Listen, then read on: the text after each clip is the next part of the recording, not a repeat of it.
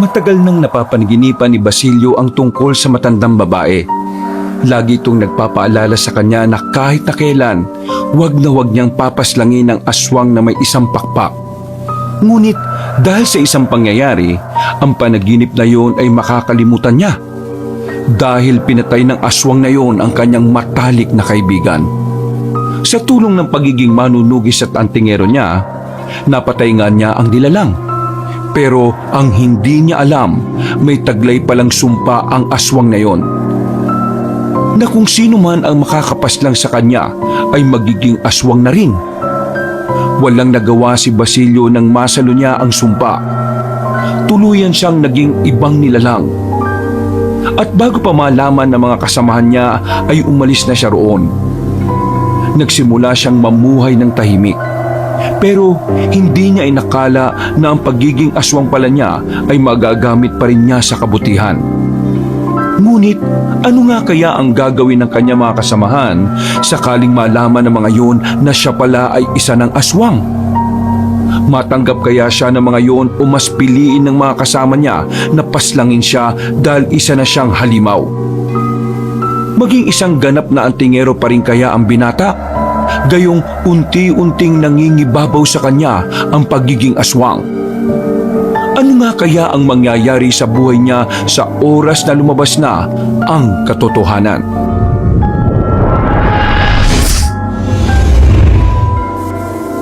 Bata pa lamang si Basilio ay lagi na niyang nakikita ang matandang babae sa kanyang panaginip. Noong una, hindi pa niya maintindihan kung bakit siya binibigyan ito ng babala. Hanggang sa siya ay magbinata. Tuluyan na niyang nalaman ang dahilan. Hindi niya maaaring paslangin ang isinumpang aswang dahil kapag ginawa niya yon, mapapasa kanya ang sumpa. Pero heto siya ngayon, hinahabol ang aswang na isa lamang ang pakpak. Ang aswang na siyang pumaslang sa kanyang matalik na kaibigan na si Martin. Galit na galit ang binata. Ang tanging naiisip niya lamang ay maiganti ang kanyang kaibigan. Nawala na sa isipan niya ang mga paalala sa kanya na matanda sa panaginip. Sarado na ang kanyang utak dahil sa magkahalong lungkot at galit. Harapin mo ko! Huwag kang duwag! Paulit-ulit niyang inuudyokan ng aswang na huminto. Pero kahit na anong gawin niya, wala yung ibang ginagawa kundi ang tumakbo ng tumakbo. Nang makarating na sila sa ilog na malakas ang agos, napatigil na ang aswang. Tila ba alam na rin ito na wala na itong tatakbuhan. Hindi na rin naman makagapang o makalundag ng maayos ang aswang dahil marami-rami na rin itong tama. Katapusan mo na ngayon! Pagbabayaran mo ang ginawa mo sa kaibigan ko! Inihanda na ni Basilio ang kanyang mahabang espada na pamana pa sa kanya ng kanyang lolo. Ramdam na rin ng binata ang nakikiisa niyang anting-anting. Marahan siyang lumapit sa halimaw, pero hindi man lang niya nakitaan ng kahit na kaunting takot ang aswang.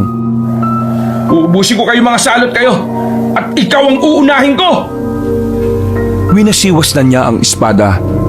Tumalon siya patungo sa harapan ng aswang at saka itinarak ang espada sa bandang ulo ng kalaban. Hindi na umilag ang aswang, pero nagtataka ang binata kung bakit niya nakitang nakangiti yun. Para bang masaya pa ang aswang sa kanyang pagkamatay. Nanghuguti na ni Basilio ang espada, pinagtatataga niya pa yun ng maraming beses sa katawan. Nang magsawa na ay saka niya siniliban yun ng apoy. Hindi niya maintindihan ang sarili niya na kahit napatay na niya ang aswang, hindi pa rin makontento ang kalooban niya.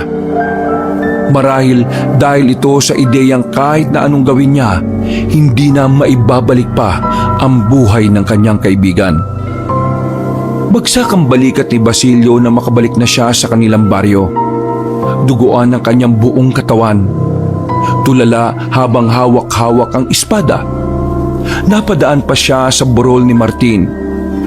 Lahat ng tao roon ay natakot nang makita ang itsura niya. Ngumiti lang siya ng bahagya. Niligpasan niya na lang ang bakuran na yon nang biglang habulin siya ng isa pang binata. Ang kapatid ng kanyang matalik na kaibigan, si Benji. Basilio! Huminto siya at walang ganang humarap. Ano nangyari sa'yo? Bakit ka duguan? Ano ginawa mo? Wala na. Tapos na. Napatay ko na ang aswang na pumaslang sa kuya mo. Pero hindi ko maintindihan eh. Hindi ko maunawaan ang sarili ko. Bakit ganito? Bakit hindi ko magawang makontento? Bakit mabigat pa rin ang kalooban ko? Ang akala ko, kapag naipagiganti ko na siya, gagaan ang pakiramdam ko. Pero saka ko lang napagtanto na kahit gawin ko ang lahat, hindi na pala babalik si Martin. Hindi na napigilan ng binata na mapahagulgol ng iyak. Sumabay pa ang pagbuhos ng ulan. Kasalanan ko lahat ng ito eh. Kung hindi ko lang sana sinabi sa kanya na aalis ako, hindi na sana siya nagpumilit na sumama. Kasalanan ko kung bakit siya namatay. Wala naman sumisisi sa'yo eh. Kahit ang buong pamilya namin, hindi ka naman namin sinisisi. Alam namin kung gaano kayo kalapit ni Kuya sa isa't isa. At naiintindihan namin kung bakit kanya gustong samahan ng oras na iyon. Kaya wag mo nang sisihin ang sarili mo, Basilio. Kung nakikita ka lang ni Kuya ngayon, nako, baka mas lalo lang siyang malungkot. Benji, pinangako ko sa ngalan ng kuya mo at ng matali kong kaibigan, uubusin ko ang mga aswang na yan. Hindi ako papayag na mawala ako sa mundo nang hindi sila nauubos. Tatandaan mo ito palagi. O sige na, magpahinga ka na muna. Hindi ka rin magtatagumpay sa gagawin mo kung magulo pa rin ang iniisip mo. Sige. Maraming salamat ha. Umuwi ka na sa inyo. Nagpaulang ka pa. Naglakad na ang binata patungo sa bahay nila. Pagdating niya roon, nakita niya ang pinsan niyang si Marco. Nakasilong ito sa tapat ng lutuan nila sa bakuran. Ang binatang ito ang kasama na niya mula pa nung iwan siya ng kanyang mga magulang. Para bang naging kapatid na rin niya ito. Oh, bakit ka naman nagpaulan? Baka mamaya niya magkasakit ka pa eh. Mas lalo ka lang walang magagawa niyan. Bahala ka. Hindi, ayos lang ako. Naligo na rin ako sa ulan para matanggal yung mga dugo. Ha? Mga dugo? O bakit? May sugat ka ba? Nakita ko na rin kanina yung aswang na isa ang pakpak. Yung pumatay kay Martin. Pinatay ko na siya. Siniguro kong patay na siya at sinunog ko pa ang buo niyang katawan. Kumusta naman? Ayos ka na ba? Umiling lamang si Basilio. Alam niya sa sarili niya na hindi pa rin magaan ang kanyang pakiramdam. Kapag iniisip niya ang nangyari, parang naaalala lang niya kung papaanong napahamak ang kaibigan niya dahil sa kanya. Huwag mo na kasing madaliin yung paghilom, insan. Lahat ng bagay sa mundong ito, merong proseso. Lalo na ikaw, pinagdaraanan ka. May mga bagay na kahit bigyan mo ng ganti, hindi mo kaagad makukuha ang ginhawa. Kasi minsan, kailangan nating ipaubaya sa panahon, sa oras. Hinawakan siya ng kanyang pinsan sa balikat at tinapik-tapik. Ngumiti na lamang siya ng pilit at saka pumasok sa loob para makapagpalit ng suot. Mga ilang sandali lang, magkaharap na rin sila sa lamesa para maghapunan. Bakas pa rin sa mukha niya ang labis na lungkot. Nakaramdam naman ng awa ang lalaking si Marco. Ito kasi ang unang pagkakataon na nakita niya ang pinsan na talagang lugmok. Kailan ba daw ang libing? Sa Sabado. Ano, sasama ka ba? Sa libing? Ayoko nga. Hindi, joke lang. Sa pakikipaglibing? Oo naman oh. Kaibigan ko rin naman si Martin eh. Insan, pagkatapos may libing ni Martin, baka madalas na akong wala rito sa bahay. Oh, bakit naman? Papapadalas ako sa kampo. Magsasanay ako palagi. Para kapag nakaharap ko na yung mga lintik na aswang na yan, kakayanin ko silang ubusin lahat. Bakit? Hindi pa ba sapat yung anting-anting mo? Hindi ko alam pero parang humihina na siya eh. Humihina? Paano humihina? Naramdaman ko siya kanina. Parang kakaunting lakas lang yung binibigay niya sa akin eh. Eh baka naman kasi insan, ayaw niya ng ginagawa mo. Nang alin? Napaslangin ng aswang? Nalamunin ka na lang ng galit at pagiganti. Nanahimik sandali si Basilio at sumubo na lang muna ng pagkain. Bumuntong hininga ito at saka tumingin ulit ng seryoso kay Marco. Naalala mo yung panaginip ko na lagi kong kinukwento sa'yo? Oo, bakit? Sabi sa panaginip ko, di ba? Huwag kong papatayin yung aswang na isa lang ang pakpak. Kasi kapag pinatay ko yon, magiging aswang din ako. Ay, oo nga no. Eh teka, aswang ka na rin ba? Eh di ba isa lang yung pakpak na napatay mo? Tingin ko, wala namang ibang kahulugan yung panaginip na yun eh. Kasi tingnan mo, ilang oras na nakakalipas. Matino pa rin naman ako. Walang problema, walang kahit na anong bahid ng aswang. Eh kung normal na panaginip lang yun, bakit naman paulit-ulit? Eh di ba bata ka pa nung napapanaginipan mo yun? Oo, pero tingin ko, sa sobra kong pagkahilig sa mga anting-anting, baka yun yung naging epekto. Alam mo naman na bata pa lang ako, lapitin na ako ng mga elemento, di ba? Baka ganun nga lang ang nangyari. Ewan ko. Pero mas maganda na rin siguro kung sigurado tayo. Ano kaya kung kausapin natin si Mang Narciso tungkol dyan para malaman natin kung may silbi ba yung panaginip mo sa katauhan mo? Wag na, aabalahin mo pa yung matandang yun. Alam mo naman ang sungit-sungit nun sa akin eh. Eh ikaw naman kasi. Bakit mo naman kasi siya inagawan ng peanut butter sa bakery dati? Yan tuloy, hanggang ngayon galit pa rin sa'yo. Bata pa ako nun eh. Diyos ko naman oh. Hanggang ngayon, 24 na ako, ganun pa rin siya. Insan, alam mo, may mga tao kasing talagang tinatandaan yung mga kasalanan na nagagawa sa kanila kahit maliit o malaki man. Pabayaan na natin si Mang Narciso. Kung ano man tong panaginip ko, ang mahalaga, hindi naman ako naging aswang. At hindi ako magiging ganun. Dahil ako mismo ang papas lang sa kanila. Eh di sige, sabi mo eh. Makalipas ang ilang araw, dumating na rin ang araw ng libing ng kaibigan ni Basilio. Lahat ay nakasuot ng kulay itim. Maririnig ang bawat iyakan. Pero si Basilio, isang tahimik na pagtangis lamang ang nagagawa niya. Kahit pagod na ang damdamin niya, hindi pa rin nauubos ang kanyang luha. Parang tunay na kapatid na niya kasi si Martin.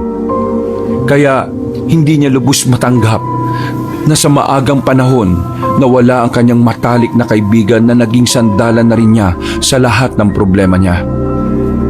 Tanghali na nang makarating na sila sa sementeryo. Ilang sandali lang ay tuluyan nang ibinaon sa lupa ang lalaking si Martin. Muling bumuhos ang iyakan. Habang tinatabunan ng lupa ang kanyang kaibigan, mas lalong naramdaman ni Basilio na wala na talaga ito.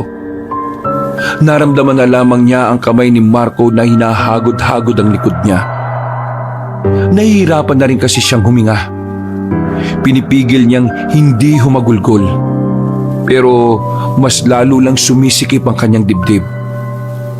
Mga ilang sandali pa, hindi na niya kinaya. Umalis na siya sa kalagitnaan ng pagtabo ng lupa sa kaibigan niya. Agad naman siyang sinundan ni Marco para damayan siya. Hindi ko na talaga mapapatawad ang mga aswang na yan. Lahat sila uubusin ko. Uubusin ko ang mga salot na yan. Habang sinasabi ni Basilio ang mga bagay na yon, ay meron silang nakitang matandang babae na nakatingin sa kanila. Nasa kabilang bangketa ito. Sa hindi malamang dahilan, napatigil si Basilio sa pag-iyak. Sumeryoso ang kanyang mukha at tumingin sa matanda. Oh, insan, bakit? Yung matanda, Agad-agad na lumapit si Basilio dala ang malaking bato. Pero dali-dali namang naglakad ang matanda. Mabilis yung naglakad hanggang sa makalayo na ito at mawala nang lumiko ito sa isang kanto. Oh, nasaan isang yun? Eh bakit mo ba kasi nakahabol yun? May utang ba yun sa'yo? Aswang yun. Ha? Aswang? Sigurado ka ba? Tingin mo talaga hahabulin ko siya na dala ang batong ito kung hindi ako sigurado? Aswang siya. Ramdam na ramdam ko. Hindi ako pwede magkamali. Eh kung aswang siya, eh ano naman ang ginagawa niya rito? At bakit kung makatingin siya sa atin eh, kilala niya tayo? Bakit ba ako tinatanong mo? Eh hindi ko nga rin kilala yung matandang yun eh. Binitiwan na lamang ng lalaki ang hawak-hawak niyang bato at saka bumalik na lamang. Pagdating nila ay tapos na ang libing. Pero hinintay sila ni Benji. Basilio, kunin mo to. Nung gabi bago kayo umalis, binigay to sa akin ni Kuya. Ginawa niya to para sa'yo. Sabi niya, ibigay ko sa'yo to kapag may nangyaring masama sa kanya. Teka, ibig mong sabihin, parang alam na ng kuya mo na may mangyayaring masama sa kanya? Kaya niya binigay sa'yo yan? Yun nga rin ang iniisip ko eh. Kaya nga nagtaka rin ako kung ano ba ang nasa loob ng garapon na to. Ang sabi kasi sa akin ni Kuya, kahit na anong mangyari, si Basilio lang daw ang makakagamit nito eh. Walang sinabi sa akin si Martin tungkol dito. Pero maraming salamat at ibinigay mo to sa akin. May sinabi pa sa akin si Kuya. Tungkol saan? Tungkol sa mga aswang. Ang sabi niya, marami daw mga aswang sa atin. Pero hindi lang daw natin alam kasi nagtatago sila sa anyong tao. Karamihan daw sa mga yun, hindi na nararamdaman ng langis ng lana. Ano mong ginagawa ni Martin at bakit parang ang dami niyang alam? Wala naman akong kinuwento sa kanya tungkol sa mga aswang Bago siya mawala, ilang gabi na rin namin napapansin si Kuya na lumalabas siya ng gabi. Nung una, akala ko nga kasama mo siya palagi. Hindi rin naman pala. Baka may nalaman si Martin na hindi dapat, kaya siya inatake ng aswang.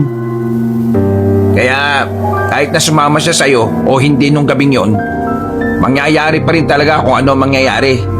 Punteriya pa rin siya ng mga aswang. Ay nako, wisit ang mga aswang to Ano kayang pinaplano nilang gawin? Marco, mauna ka na muna sa bahay Didiretso ako sa kampo. Sasabihin ko sa mga kasama ko kung ano yung mga nalaman natin. O sige, umuwi ka kagad kasi magluluto ako. Tumango na lang ang lalaki at dali-dali ng pumara ng tricycle. Mga ilang sandali lang ay nakarating na rin naman siya sa kanilang kampo. Hindi naman yun malayo. Pwede namang lakarin mula sa sementeryo. Pero dahil kating-kati na ang bibig ni Basilio na ipaalam kay Mang Dennis ang nangyari, nagmadali na siya. Sigurado ka ba sa mga sinasabi mo, Basilio? Napatanong na lamang sa kanya ang matandang manunugis nang sabihin niya ang tungkol kay Martin. Ipinakita rin niya ang garapo na may laman na itim na bato. Sigurado ako, Mang Dennis. Itong batong ito, nakuha ni Martin to sa mga aswang. Pero hindi naman ito yung bato na nilulunok nila. Kaya hindi ko alam kung anong meron sa bato na to Naiintindihan kong nararamdaman mo kung bakit gustong-gusto mong maubos ang mga aswang. Pero Basilio, kailangan natin ng matibay na ebidensya na talagang marami nga sila rito. Alam mo naman na gabi-gabi naronda ang mga manunugis at antingero. Pero wala naman silang nakikita. Yang pumaslang sa kaibigan mo, ligaw na aswang lang yan. Isa lang ang pakpak Kaya baka galing pa ng karating probinsya yan na tumakas lang doon. Maniwala kayo sa akin. Hindi naman magsasabi ng ganun si Martin kung wala lang, di ba? Hindi nagawa ng kwento yun.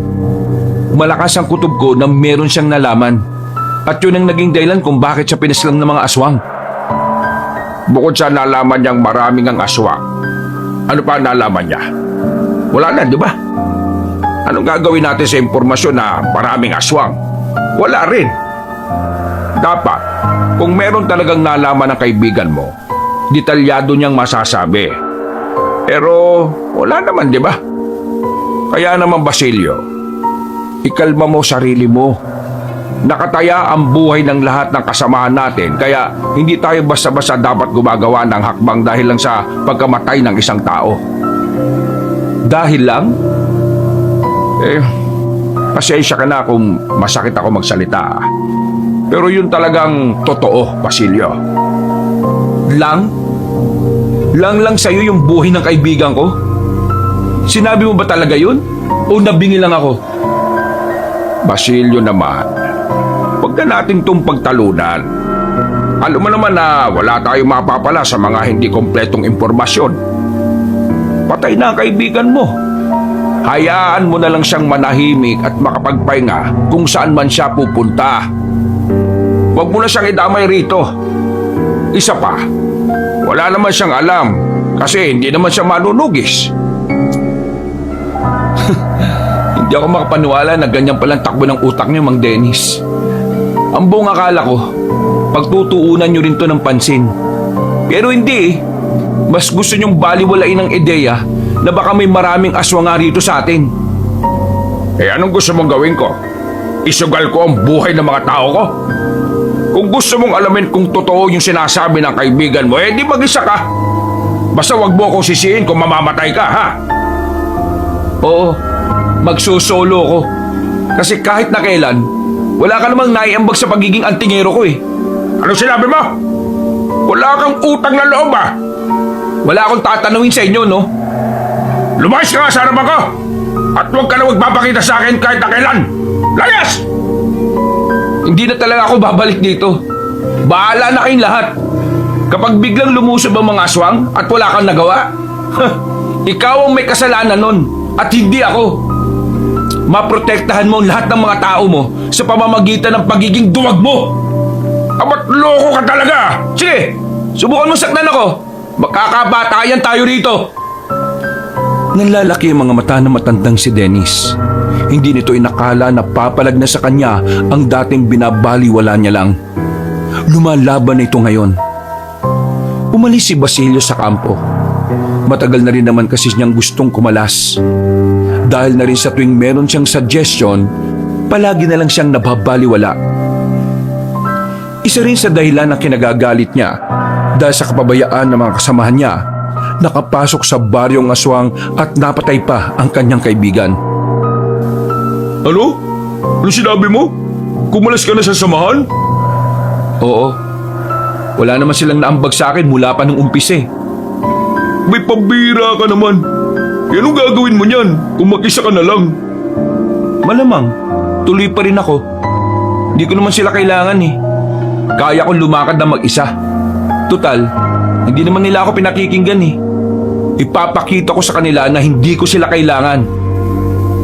Nakaya ko kahit na sinasabi nilang mahina lang naman ako. Napapakamot na lamang sa ulo ang pinsan niyang si Marco. Si Marco rin kasi ang saksi kung papaanong naghirap si Basilio para lamang makapasok sa samahan na yon. Kaya naman, hindi rin maiwasan ni Marco na manghinayang. Sigurado ko ba talaga nakakayanin mo? Nag-aalala lang naman ako eh. Alam kong magaling ka rin naman. Pero Ayos lang naman ako. Pag mo kong alalahanin. Kailangan mo ba ng kasama? Ha? Anong sinasabi mo? Gusto sana kitang samahan eh. Nababaliw ka na ba? Hindi ka pwedeng sumama, no? Ano naman ang alam mo rito? Di turuan mo ako. Bakit mo ba gustong sumama?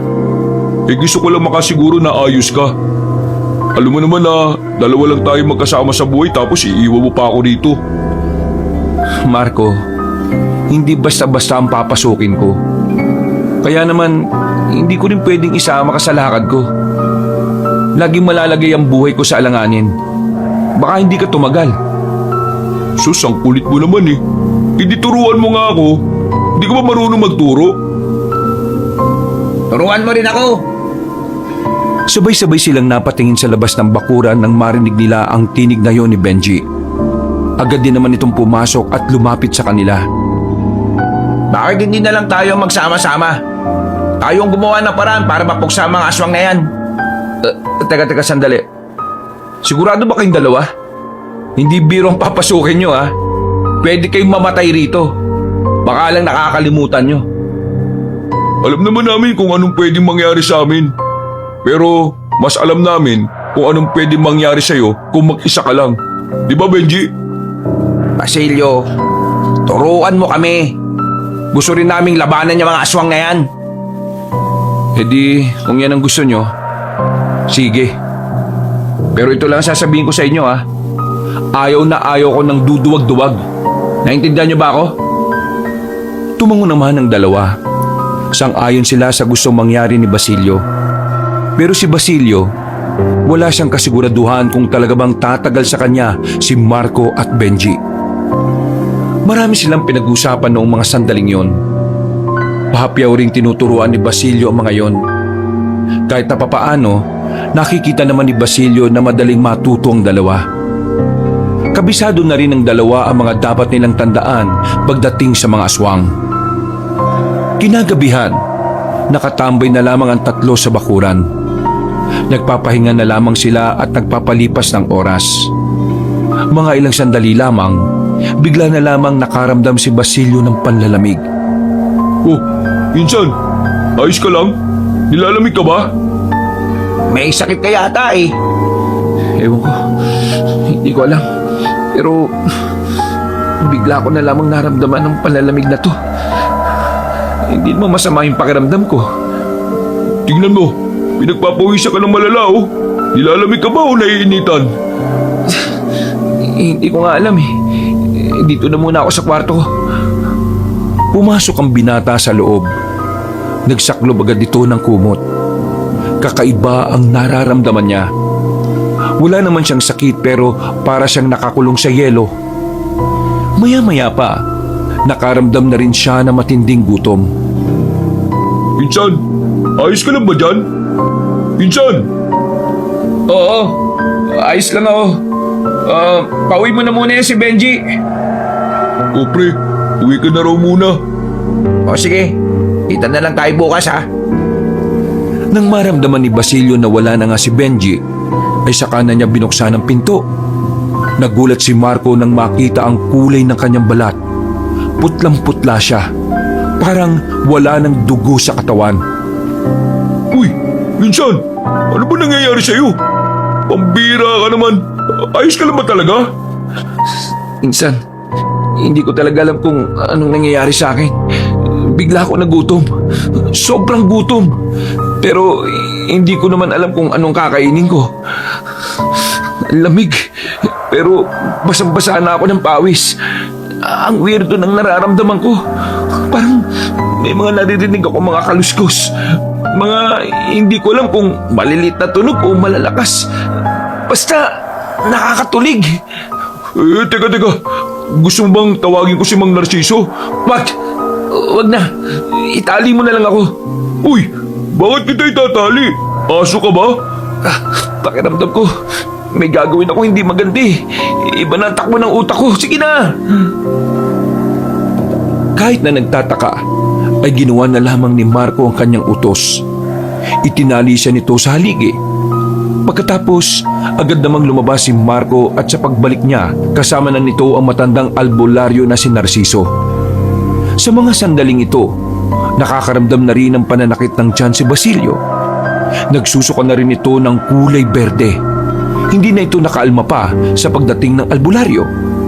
Dahil unti-unti na rin siyang nawawala sa sarili. Kanina nag-uusap lang naman po kami. Pero bigla na lang siyang nagkaganyan. Biglang nilamig. Kahit hindi naman malamig. Tapos pinagpapawisan siya. Tapos ngayon, ayan na oh. Wala bang nakain ng pinsan mo na bigay ng ibang tao? Wala naman po. Kami-kami lang naman po nagluluto kanina ng kinain namin eh. Kung hindi kayo, baka sa ibang lugar siya nayanggaw. Nayanggaw? Ano yun? Isang pamamaraan na kung saan ang isang normal na tao ay gagawing aswang sa pamamagitan ng pagkain. Ibig niyo pong sabihin, parang nagiging aswang na si Basilio? Oo, ganun na nga. Paano po natin siya mababalik sa dati? Kailangan nating mahanap kung sino ang imanggaw sa kanya. Sandali lang, Mang Narciso. Bakit? Naalala ko na. Ang alin ba? Ang sabi kasi sa akin ni Basilio noon, lagi raw siyang nananaginip ng isang matandang babae. Sinasabi sa kanya na kahit na anong mangyari, wag na wag siyang papaslang ng aswang na isa lamang ang pakpak. Kasi kapag ginawa niya yun, magiging aswang din siya. Ang sabi pa, may sumpa raw yung aswang na yun na may isang pakpak. Nang sabihin yun ni Marco, kitang-kita ang pagkabigla sa mukha ng matanda. Napaslang niya ang aswang na may isang pakpak. Opo, yun po yung pumaslang din sa matalik niyang kaibigan eh. Kaya ginantihan niya nung nakaraan. Kaya pala ganon. Magiging aswang nga siya. Ha? Totoo pala yun? Totoo ang sumpa ng aswang na may isang pakpak. Hindi na dapat pinatay yan. Ano nang gagawin natin? Hindi ko rin alam. Sumpa ang kalaban natin. Pero gagawin ko ang makakaya ko. Dali, tulungan mo ko. Halika. Kumuha ka ng hilaw na karne ng manok. Ha? Ipapakain mo ba sa kanya? Hindi mas lalong naging aswang yan. Wala na tayong magagawa. Ang kailangan na lang natin gawin ay isalba siya sa matinding pagkagutom. Kung hindi natin siya mapapakain ngayon, pwede siyang mamatay. Halos 5 minutong nawala si Marco para lang maghanap ng karni ng manok. Pero wala siyang nakita sa labas. Kaya naman dinampot na lamang ni Marco ang kanyang alagang 45 days na manok sa bakuran. Ito si Kokak. Wala akong mahanap na karne ng manok eh. Ito na lang buhay pa. Diyos ko naman oh. Mahal na mahal ko yung si Kokak eh. Kahit palaka ang pangalan yan, kahit na manok siya. Kokak, patawarin mo ako ha. Kailangan ko lang talagang iligtas ang kaibigan ko eh. Lagi mong tatandaan na mahal kita, Kokak. Hintay mo ako sa kabilang buhay ha. Hay, ano ba? Akin na nga yung manok na yan, dalian mo. Mawawala na ng mali ang lalaking ito. Kahit masakit sa kalooban ni Marco na ibigay ang pinakamamahal niyang manok, ibinigay pa rin niya yun sa matanda. Lumabas na lamang ang lalaking si Marco habang maiyak-iyak. Narinig na lamang niyang tila nahihirapan na ang kanyang alagang manok na si Kokak. Hanggang sa tuluyan na nga itong nanahimik. Kokak, patawarin mo ako. Kasalanan ko lahat ng ito. Parang tangang nagwalling pa ang binata sa dingding. Mga ilang sandali lang, pinapasok na siya ulit ni Mang Narciso. Nakita na lamang niyang nagkalat na ang dugo sa sahig. Si Basilio naman ay nakasandal sa dingding. Duguan din ang bibig at hingal na hingal. Ano na nangyari? Ayos na siya. Naisalba na natin si Basilio. Insan, ayos ka na ba? Anong nararamdaman mo? Ayos na ako. Pero hindi niyo dapat ako pinakain ng buhay na manok eh. Baliw ka ba? Mamamatay ka kapag hindi ka nakakain. Isusugal ko na ang buhay ni Kokak para sa'yo. Basilio, isa ka ng aswang. Alam kong iritado kayo sa akin mula pa noon. Pero wag naman sana kayong gumawa ng kwento. Hindi ako gumagawa ng kwento. Aswang ka na ngayon. Pinatay mo ang aswang na isa ang pakpak.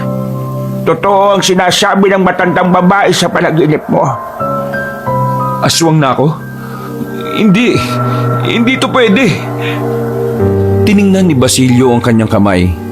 Nakita niya pa kung gaano kahaba ang mga kuko niya. Kakaiba din ang nararamdaman niya. Para bang ang lakas ng pakiramdam niya. Masyadong sensitibo ang kanyang mga pandama. Tignan mo ang anting-anting na nasa kwintas mo. Nagkulay itim na siya. Ibig sabihin lang nito, aswang ka na talaga. Lahat ng anting-anting ng tao kapag sinuot ng isang aswang ay umiitim. Insan, hindi to pwede. Hindi ako pwedeng maging aswang. Pag-iinitan ako ng sama ni Mang Dennis.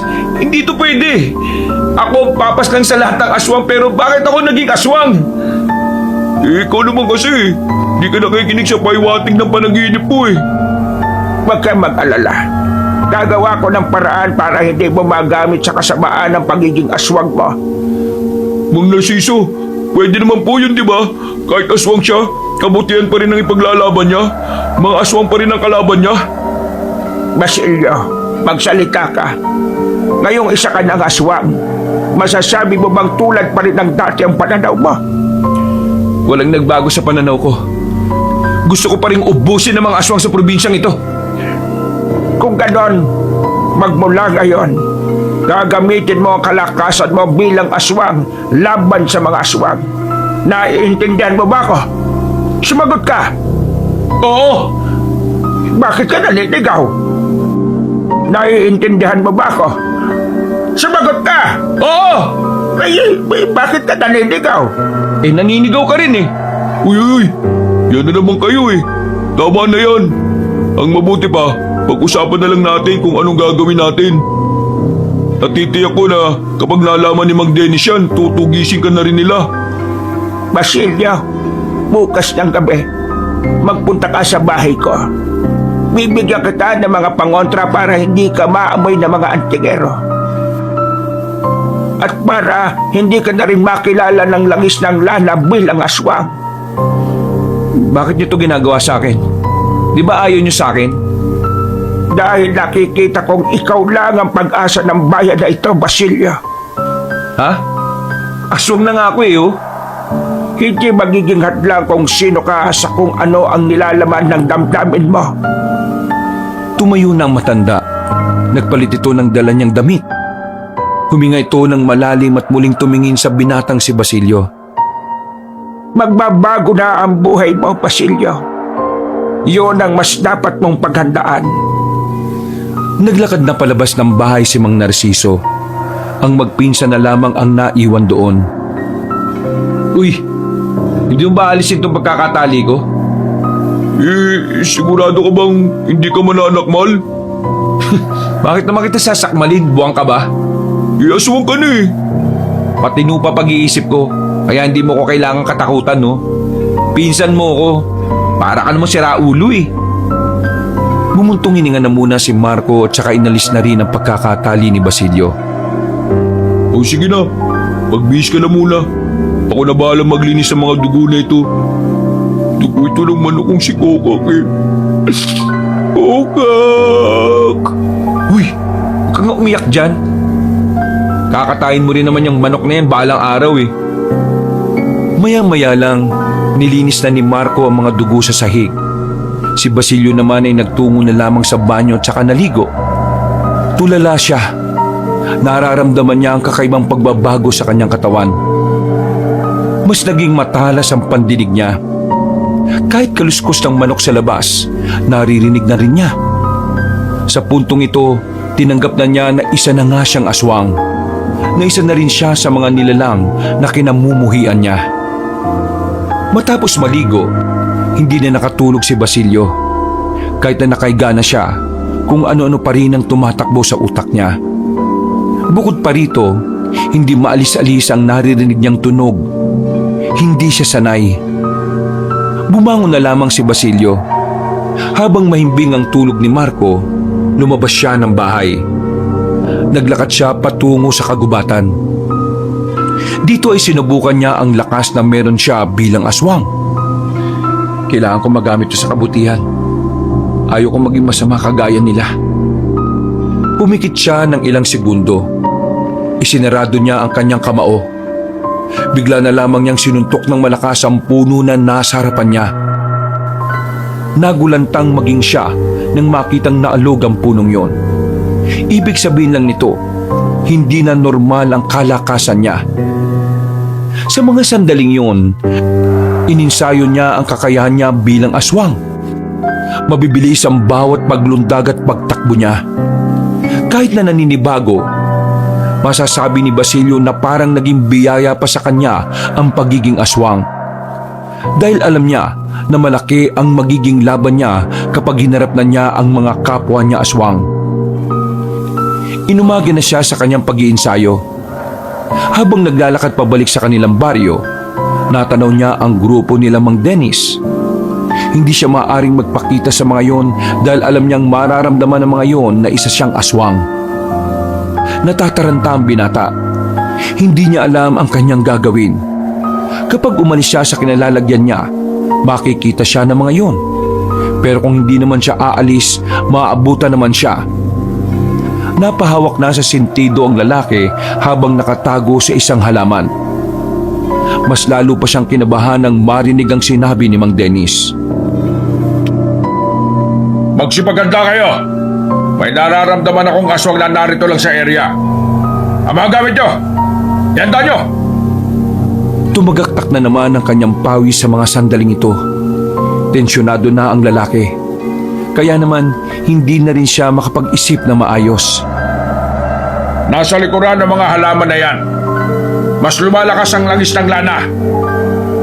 Buong akala ni Basilio ng mga sandaling yon ay mabubuko na siya. Buti na lamang ay dumating si Mang Narciso. Basilio, suotin mo ito. Bilisan mo. Hindi na nagtanong pa ang binata kung para saan ang bracelet na yon. Sinuot na niya kagad ang pulseras. Paghawi ni Mang Dennis ng halaman ay silang dalawa ang tumambad. Basilio! Narciso! Nandito rin ba kayo para sa aswang? Wala na. Natakasan kami. Pasimpleng tiningnan ni Basilio ang langis na dala ni Mang Dennis. Hindi na yung kumukulo. Ibig sabihin lang, hindi na nararamdaman ng langis na yon na isa siyang aswang. Nakita niyo ba yung aswang? Oo. Nandito lang kanina sa kinatatayuan namin. Paglapit namin ay nakakit siya dun sa niyog. Tapos lumipat-lipat. Hindi ko na nakita kung nasaan. May aswang na sa umaga? Ano ka ba naman, Dennis? Matagal ka na sa pagiging antingero at manunugis. Hindi mo pa rin ba alam na may mga aswang na kaya namang magpakita kahit na maliwanag? Ay, ang ibig ko lang namang sabihin, ngayon na lang ulit ako nakakita ng ganong klase ng aswang. Ay, sige na. Aalis na kami. Sandali! Bakit? May kailangan ka pa bang sabihin? Wala na sa amin ang lalaking yan. Nagyabang, umalis, hinayaan ko. Alam ko. Kaya nga kaming dalawa na lamang ang magkasama. Tara na, Basilio. Noong mga sandaling yon na hindi na nakapagsalita pa ang lalaki. Sumunod na lamang ito na parang bata kay Mang Narciso. Nang makalayo na sila, saka na kinausap na matanda ang binatang tulala pa rin. Ano bang ginagawa mo? Bakit ka nasa labas? Buti na lang at nakita kita at dala ko ang pangontra. Eh di patay ka na ngayon. Maraming salamat, Mang Narciso. Nagsanay lang naman ako kagabi. Hindi kasi ako makatulog eh. Ikaw, paano mo nalaman na nandito ako? Hindi na mahalaga yan. Ang mahalaga ngayon ay ligtas ka na. Umuwi ka na sa inyo at mamayang gabi, pumunta kayo sa akin. Sisimulan na natin ang mga dapat natin gawin bilang isang formal na grupo. Tumango na lamang si Basilio. Naglakad na siya pauwi at iniwan na ang matanda sa kagubatan. Nang makarating na siya sa kanila, inabutan niya si Marco na nasa bakuran. Nag-aalala ang mukha nito. Diyos ko naman oh! Saan ka ba galing? Pagbira ka naman. Akala ko nangaswang ka na eh. Uy, bibig mo nga. Kapag may nakarinig na iba tungkol sa sekreto natin, patay ako. Ay, sorry naman. Nag-aalala lang naman ako sa iyo eh. Di ka na nga ako mahuli nila Mang Dennis eh. Ay gagi, ano nangyari? Buti na lang nandun kagad si Mang Narciso. Binigay niya sa akin to, kaya hindi na nalaman na aswang ako. Mabuti naman kung ganun. Grabe, kinabahan naman ako. Ang ipinagtataka ko, paano nalaman ni Mang Narciso na nasa gubat ako? At talagang sakto pa yung dating niya. Pabira ka naman. Niligtas ka na nga ng matanda. Pinag-iinalaan mo pa. Mamayang gabi, pumunta tayo kay Mang Narciso.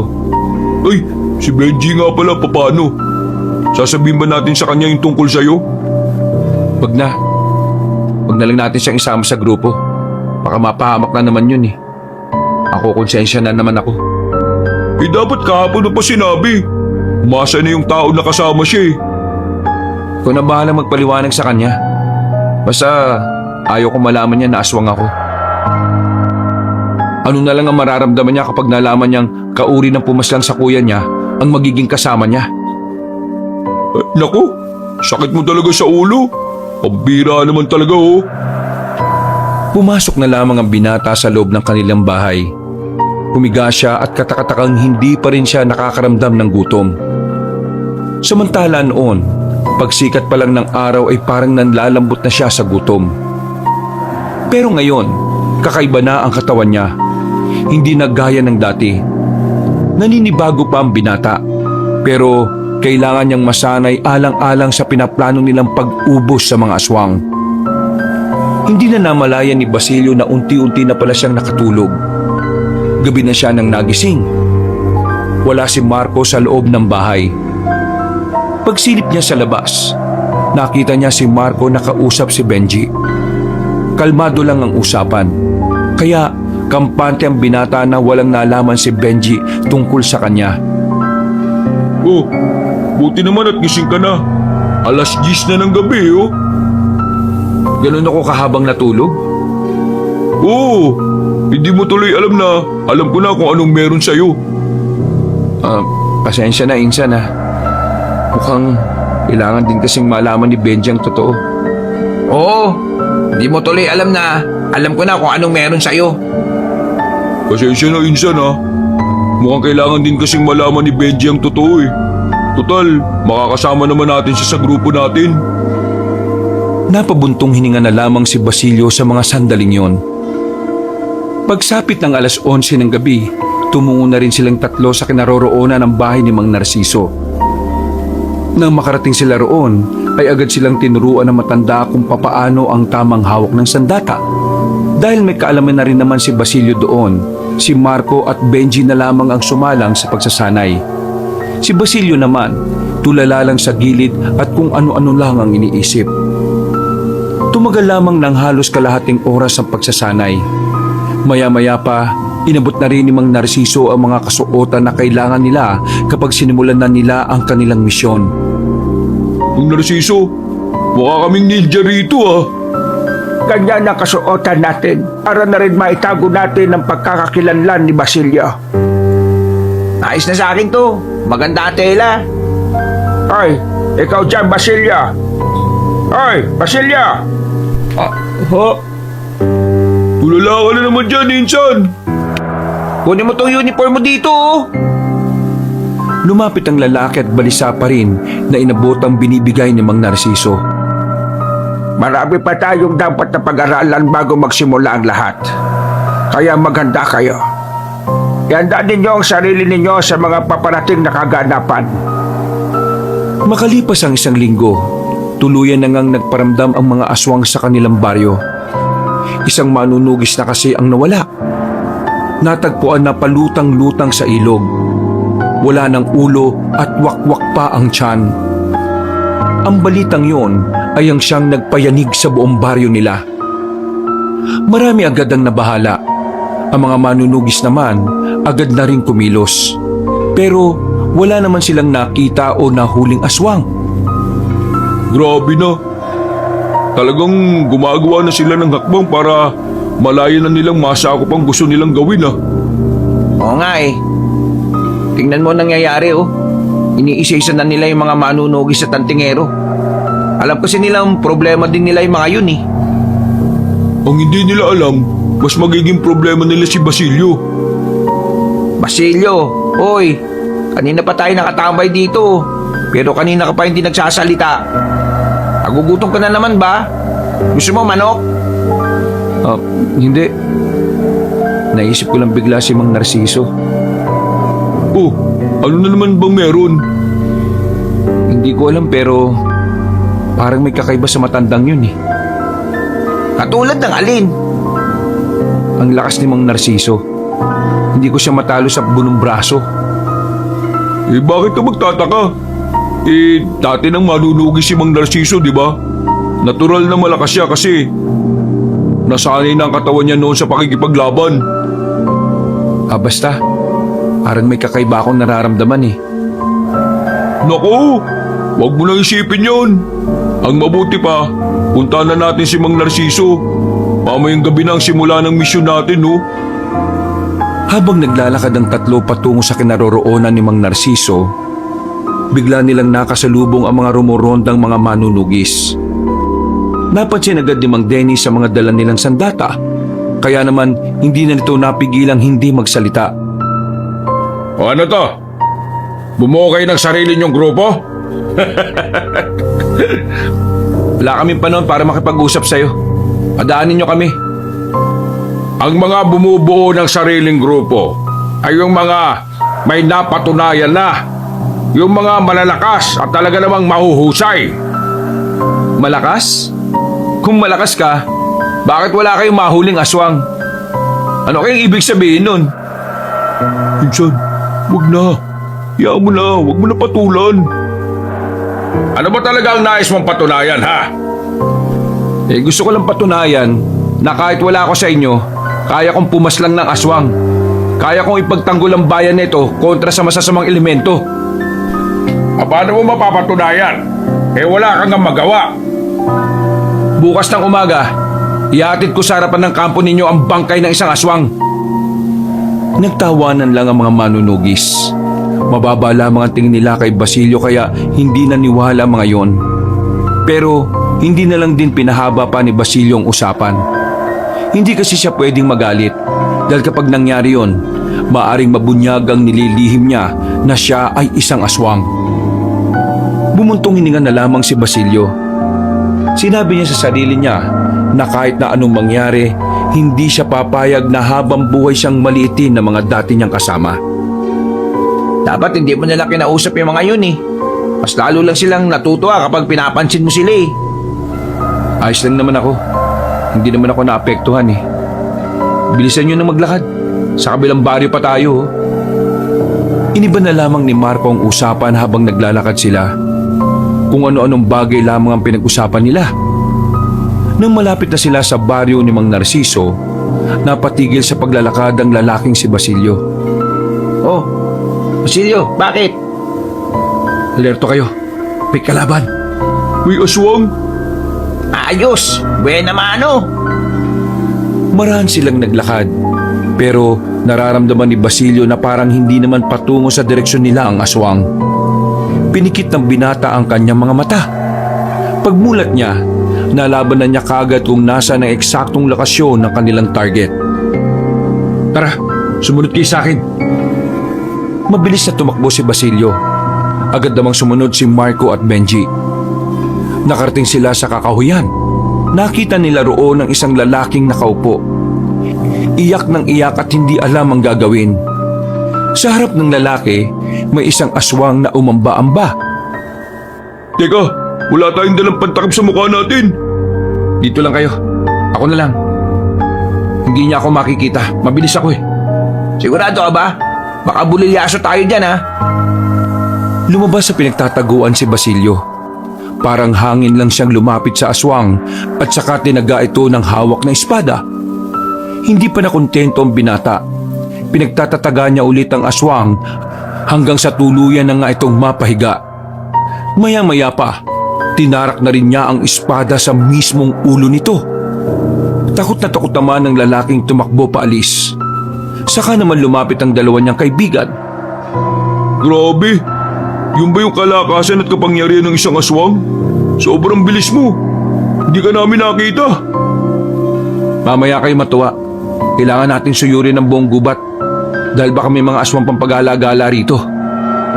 Kahit na nag-aalangan ang dalawang kasama dahil sa kaba, sumunod pa rin yung kay Basilio. Pero wala na silang nakita ng mga sandaling yon. Pinuntahan na lamang nila si Mang Narciso dahil wala naman na silang nakalaban pang ibang aswang. Minabuti na lamang muna na matanda na manatili sila sa bahay nito. Masyado nang delikado kung lalabas pa kayo. Lalo na't napas lang nyo pala ang isang aswang. Nakakasiguro ko na alam na rin yon ng mga aswang na gumagala rito. Tingin ko, kaya ko sila. Huwag kang maging kampante, iho. Alam kong malakas ka, pero hindi pa rin natin alam kung anong kahinaan mo. Napatango na lamang ang binata.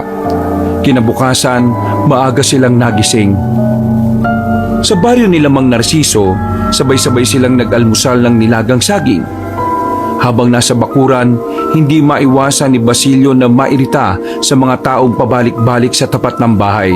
Patingin-tingin kasi ang mga yon na parabang nakakita ang mga yon ng artista. Mang Narciso, Yan bang mga nasa labas na padaan-daan kilala nyo? Oo, hayaan nyo lang sila. Maasahan natin ang mga yan kapag nangailangan tayo ng tao. Ano nga po pala yung gagawin natin ngayong araw? Bumalik na muna kayo sa mga bahay ninyo. Ako ang pupunta sa inyo mamaya. Kaya asikasuhin lang ako. Matapos ang almusal, umuwi na rin sila sa kanilang baryo. Pero bago sila makabalik, nag-iba ang direksyon ni Basilio. Pinuntahan niya ang bangkay ng aswang na pinaslang niya sa gubat. Kinaladkad niya yon hanggang sa makarating siya sa harapan ng kampo nila Mang Dennis. Mang Dennis, ito na yung pinangako ko sa inyo. Isang bangkay ng aswang para sa'yo. Ikaw na lang bahalang maglibing o sunugin mo na lang. Ngumisi ang binata matapos ibalandra sa harapan ng bangkay ng aswang. Halos manginig naman sa galit si Mang Dennis. Pero wala na rin itong nagawa nang umalis na rin si Basilio. Mangiti-ngiti pa ang lalaki na makarating na siya sa kanilang bahay. Nagtaka naman si Benji at Marco dahil doon. Pero hindi na lamang niya sinabi ang dahilan. Makalipas sa mga oras, dumating na rin sa kanila si Mang Narciso.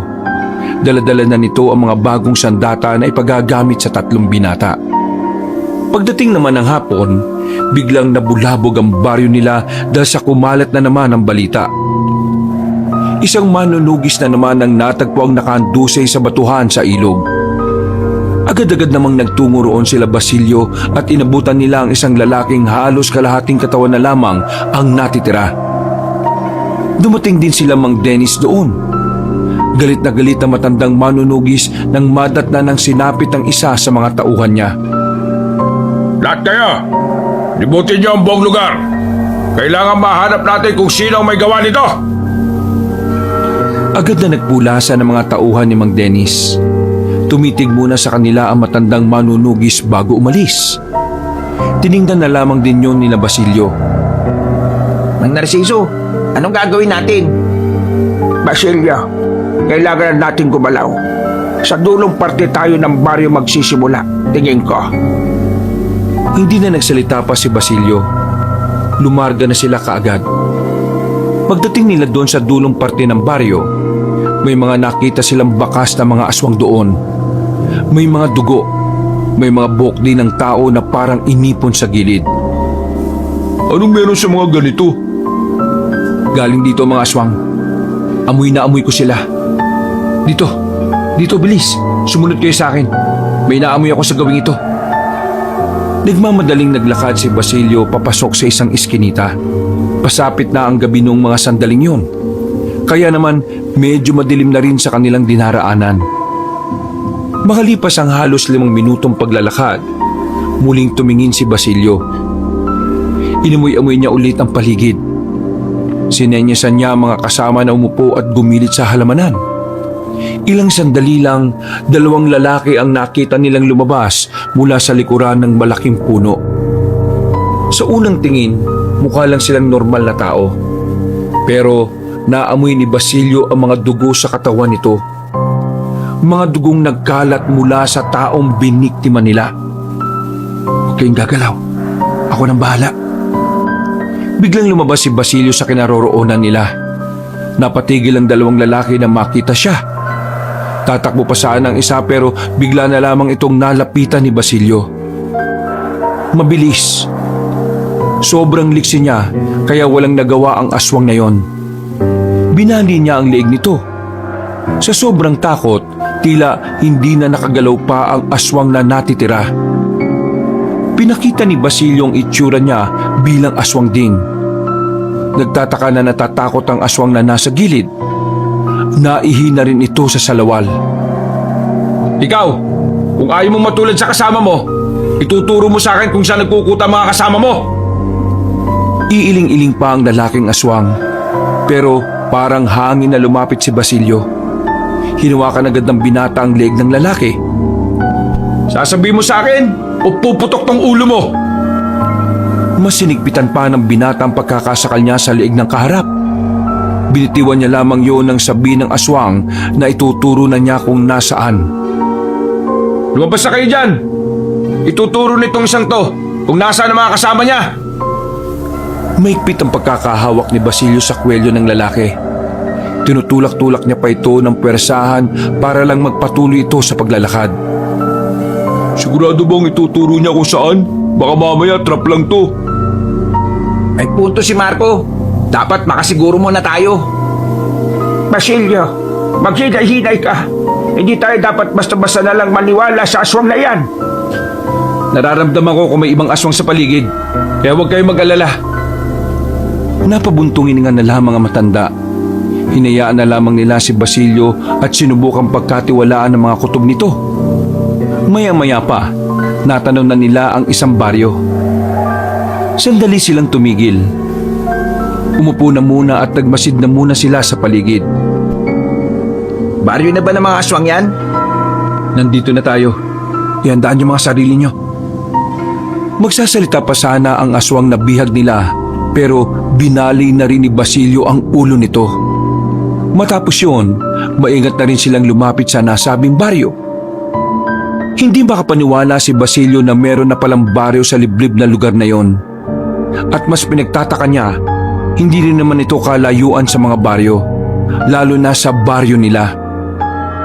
Maghiwa-hiwalay tayo. Marco, samahan mo si Mang Narciso. Ikaw, Benji, sa akin ka sumama. Bakit ba tayo mag-iwa-iwalay? Di ba dapat mas maganda magkakasama tayo? Kung magkakasama tayo, mas madali nila tayong mahuhuli lahat. Basta meron akong nararamdaman na kakaibang presensya dito. Mas malakas siya. Pakiramdam ko, siya ang pinuno. Yun ang uunahin ko. Sige na, kilos na. Naghiwalay na nga sila ng landas. Agad na tumungo si Basilio at Benji sa kaliwang banda. Maingat ang ginawa nilang pagtapak. Marami kasing tuyong dahon sa lapag. Alam ni Basilio na kahit kaunting ingay lang, maririnig na agad sila ng mga aswang. Ilang sandali pa, nasa harapan na sila ng isang bahay. Doon niya nararamdaman ang kakaibang presensya na sinasabi niya. Benji, maging alerto ka lang ha. Una akong lulusob. Papasukin ko kagad ang bintanang yon. Ikaw, ihanda mo agad ang sandata mo. Tumango lang si Benji sa kanya at tinugot na rin nila ang kanilang mga dalang espada. Hindi nagtagal, nauna nang lumabas si Basilio. Agad itong lumapit sa bintana at nilundag yung papasok. Pagpasok niya ron, dinatnan niya ang ilang kalalakihan na kinakausap ng matandang babae. Ang matandang babae na yon ay pamilyar sa kanya. Nakita na niya yon sa sementeryo. Hindi siya maaaring magkamali. Nagulat ba kayo? Kikilos pa sana mga kalalakihan nang biglang pagtatatagain lang sila ni Basilio nang walang kahirap-hirap. Wala pang isang minuto, napabagsak na niya ang mga aswang. Ang natira na lamang ay ang matandang babae. Sinasabi ko na nga ba eh. Ikaw ang matandang yun, oh. Ikaw ang pinuno ng mga lintik na angkan ninyo. Paano mo nalaman ang balyong ito? Paano ko nalaman? Isa lang ang dahilan. Kasi ikaw at ako ay pareho. Aswang ka rin? Oo, pero hindi kagaya ninyo. Paano ka naging aswang kung kapwa-aswang mo ang pinapatay mo? Hindi ko ginusto maging aswang. Nagkataon lang na napatay ko yung aswang na may isang pakpak. Nanlalaki ang mga mata ng matandang babae. Nanlilisik ang mga mata nitong nakatingin sa kanya. Noong mga sandaling yon, unti-unti nang nagbagong anyo na matanda. Manda ka ngayon, tanda. Hindi ko palalagpasin ang pagkakataong ito. Papatay na kita ngayon para matapos ang mga ginagawa niyo kasamaan. Nahinto ang sasabihin ni Basilio nang bigla na lamang tila may tumibok sa kanyang ulo. Nakaramdam na lamang siya ng pagkahilo. Pagtingin niya sa matandang aswang, umiikot yun sa paningin niya. Hindi mo ako kilala. Ako ang matandang si Maxima. Ang isa sa pinakamatanda at pinakamalakas na aswang dito sa bayang ito. Ikaw, masyado ka pang hilaw. Isa pa, hindi ka naman natural na aswang. Parang impostor ka lang. Anong nangyayari? Anong nangyayari? Nasa ilalim ka ng hipnotismo ko na ako lang ang may kakayahang gumawa. Kaya ikaw, mamamatay ka na. Inagaw sa kanya na matandang si Maxima ang espada. Nasa aktong tatagay na nito sa leeg ang binata nang biglang dumating naman si Benji. Lakas loob na lumapit si Benji at tinaga si Maxima sa likuran. Dahil dito, agad namang nawala ang hipnotismo. Bumalik sa dating katinuan ng lalaki. Kaya sinamantala na ni Basilio ang pagkakataon. Inagaw niya ulit ang espada at tinaga sa braso ang matanda. Napagapang patungo sa labas ang matanda. Tatapusin na sana ni Basilio ang matandang yon, pero biglang dumating na ang mas marami pang aswang. Pumalibot na sa kanila yon. Lusubin niyo ang mga yan! Kinangka nilang patayin ang inyong Panginoon! Galit na galit ang mga aswang. Maririnig ang mababangis nitong pag-angil. Lumusob ang mga yon at sa puntong ito, nagbago na rin ang anyo si Basilio. Kulay itim na ang buong katawan nito at namumula ang mga mata. Halos hindi na makita ni Benji si Basilio sa sobra nitong bilis. Nakikita na lang niya na bigla na lamang may tumutumba. Dahil sa dami ng aswang na umatake sa kanila, nawala na rin sa paningin nila ang matandang si Maxima. Insan! Napalingon sila sa gilid nang dumating na rin si Mang Narciso at Marco. Wala pang kagalos-galos sa mga yon, pero marami-rami na rin silang napabagsak. Nasaan na ang pinuno nila? Nakatakas na! Biglang dumating ang mga to eh! Basilio, habulin mo siya! Kami na lang ang bahala dito! Sigurado ka ba, Mang Narciso? Ang dami ng mga yan! Ako na ang bahala! Nagtiwala na lamang si Basilio sa sinabi ng matanda. Lumundag siya patungo sa taas ng bubungan. Tumakbo siya ng mabilis doon. Nang maramdaman niya kung nasaan ang matandang si Maxima, wala na siyang sinayang na pagkakataon. Tinungo niya yon hanggang sa makarating na sila sa kakahuyan.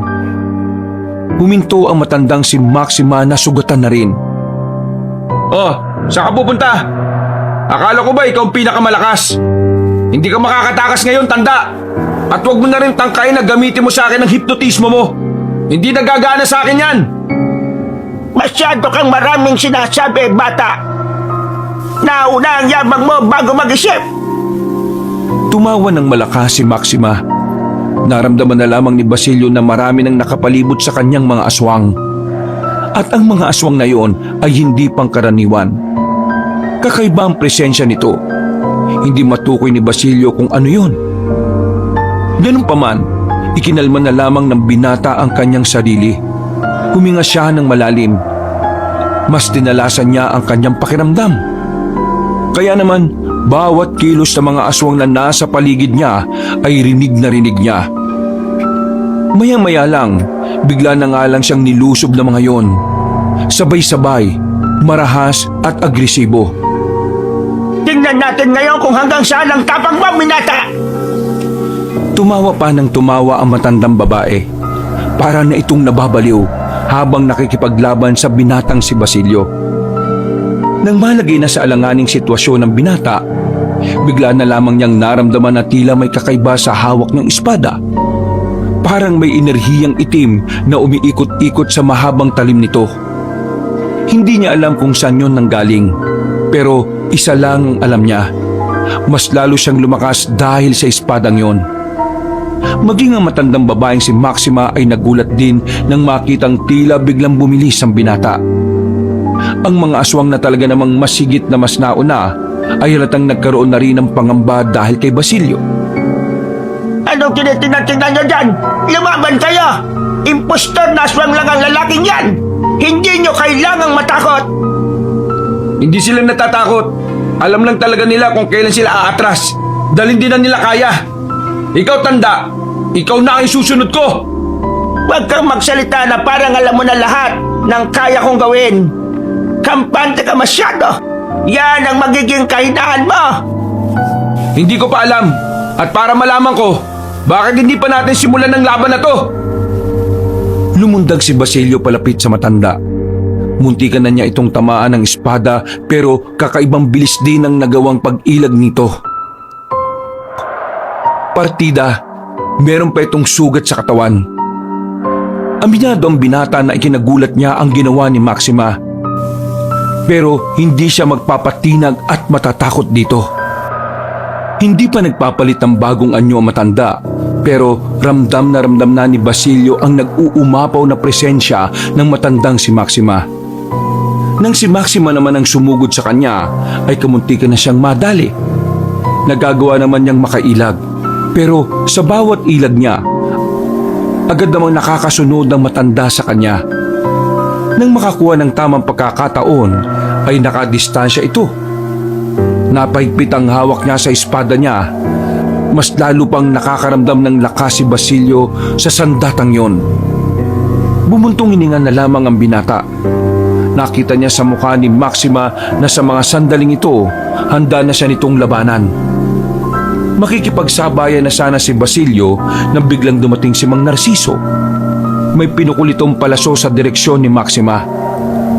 Dahilan para makaramdam ito ng takot sa matandang lalaki. Sa hindi malamang dahilan, bigla na lamang umalis sa matandang babae kasama ng iba pa nitong tauhan na aswang. Huwag mo na siyang habulin. Po, akala ko po ba papaslangin ko na siya ngayon? Huwag na muna. Hindi mo siya kakayanin. Iba ang nararamdaman ko sa kanya. Iba na siya kumpara noong nakaharap ko siya. Mas malakas siya. Kung mas malakas siya, bakit parang natatakot siya sa inyo? Hindi ko rin alam. Pero unahin mo na lang muna ang mga natitirang aswang. Pambira naman, oh. Sayang yung pagkakataon eh. Mas nakakapag-inayang kapag namatay ka. Napapakamot na lamang sa ulo si Basilio. Sumunod na lamang ito sa matanda at saka nakipagharap na rin lang sa iba pang mga aswang. Natapos naman nila ang iba pang nilalang na naroroon. Pero hindi pa rin mawala sa kalooban ni Basilio ang madismaya. Iniisip niya kasi na yun na ang tamang pagkakataon para matalo ang pinuno ng mga aswang. Pero iniisip na lamang nito na tama si Mang Narciso. Kailangan niya munang alamin kung ano ang kakayahan ng kanyang kalaban. Ayos lang ba kayong dalawa? Ayos lang naman kami. May sugat pero hindi naman tumalalim. Ubus na ba ang mga aswang? Tinapos na namin silang lahat. Mabuti naman. Pakiramdam ko kanina, katapusan na namin eh. Ano nang gagawin natin ngayon? Makikiramdam tayo sa susunod na plano ng mga aswang. Ngayong natalo natin sila at napaatras, masisiguro kung hindi sila papayag na hindi sila babalik. Iniwan na nila ang baryong yon nang nagliliyab. Dali-dali silang umalis doon sa kaisipang baka may ibang makakita sa ginawa ni Basilio. Nang makabalik na sila sa baryo, tumambay na muna sila sa bakuran nila Basilio. Tamang kapilang na parang walang nangyari. Habang nagmumuni-muni sila, napadaan si Mang Dennis sa tapat. Sandali itong minto at tumingin sa kanila. Partikular kay Basilio. Hindi nila alam kung bakit pero parang may kung anong iniisip ang matandang yon. Ano kayang problema ng taong yun? Huwag yun na lang siyang pansinin. Naiinggit na naman yun sa akin. Paano kasi? Wala nang magparamdam ang mga aswang. Wala man lang silang mapatay kahit na isa. Kung di ka sana nila inalis, di sana may nagagawa at may napapala sila. Correction lang hindi nila ako inalis. Ako ang umalis sa kanila. Nagtawanan na lamang silang tatlo habang tahimik lang naman si Mang Narciso. Malalim ang iniisip nito. Pero hindi yun napapansin nila Basilio. Makalipas sa mga oras, nilatag na rin nila ang abanikong banig. Malawak naman ang bahay nila Basilio kaya kasyang-kasya silang apat. Sa kailaliman ng gabi, naramdaman ni Basilio na bumangon na matandang si Narciso. Nagtataka siya kung saan pupunta si Mang Narciso sa ganoong oras. Kaya naman tumayo si Basilio para silipin kung saan tutungo ang matanda. Nakita niya yon na nakalabas na ng kanilang bakuran. Bagay na nagdulot ng pangamba para sa binata. Bumangon na rin ang lalaki. Sinundan niya si Mang Narciso. Sa kakasunod niya ay nakarating na rin sila sa kagubatan. Bagay na nagdulot ng pangamba para sa binata. Sinundan niya si Mang Narciso. Sa kakasunod niya ay nakarating na rin sila ng kagubatan. nakita niyang tumigil sa paglalakad ang matanda. Lumingon-lingon ito sa paligid kaya gumilid na muna siya. Manggagawin ni Mang Narciso sa ganitong lugar? Dahil medyo nagdududa na ang binata, mas pinili niyang obserbahan pa ang kilos ng matanda. Nakita na lamang niya itong bigla na lamang napasigaw. Parang namimilipit sa sakit. Gusto niya itong tulungan. Pero iniisip niya na baka kung anong isipin sa kanya ni Mang Narciso. Kaya naman, mas pinili na lamang ni Basilio na ikubli ang sarili sa kanyang kinalalagyan. Nanlaki ang mga mata ng binata nang makita niyang nagkaroon ng isang pakpak si Mang Narciso. Sa isang iglap lang, naramdaman niya ang presensya ng isang aswang. Hindi siya makapaniwala. Hindi niya inakala na matandang tumutulong sa kanila para talunin ang mga kalaban nila ay isa rin palang aswang. Kagaya niya. Hindi na napigilan pa ni Basilio ang kanyang sarili. Lumabas na siya at nilapitan ng matanda. Mukha namang hindi na rin kinagulat ni Mang Narciso ang paglitaw niya. Dahil naramdaman din naman siya nitong nakasunod una pa lamang. Anong ibig sabihin nito, Mang Narciso? Bakit hindi niyo sinabi sa akin na isa rin kayong aswang? Hindi ko sinabi sa iyo ng una dahil alam kong magagalit ka sa akin. Pero ngayon, unti-unti mo nang naiintindihan ang buhay ng isang aswang na may sumpa. Alam kong maiintindihan mo na ako, Basilio. Kagaya mo, may napatay rin akong aswang na isa ang pakpak noon. At ang mga aswang na isa ang pakpak, na ipapasa nila ang sumpa sa kung sino man ang makakapaslang sa kanila. Kaya pareho tayong dalawa.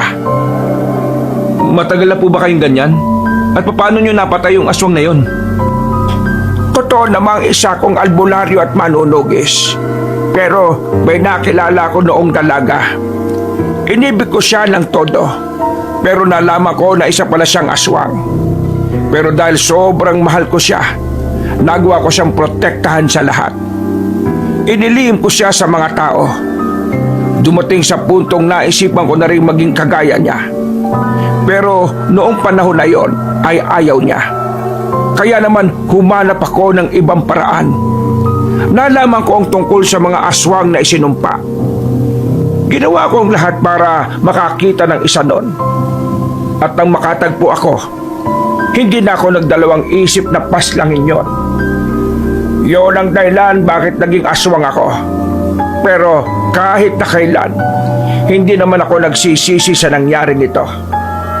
Nagamit ko naman ito sa kabutihan at ginawa ko rin naman ito ng dahil sa pag-ibig.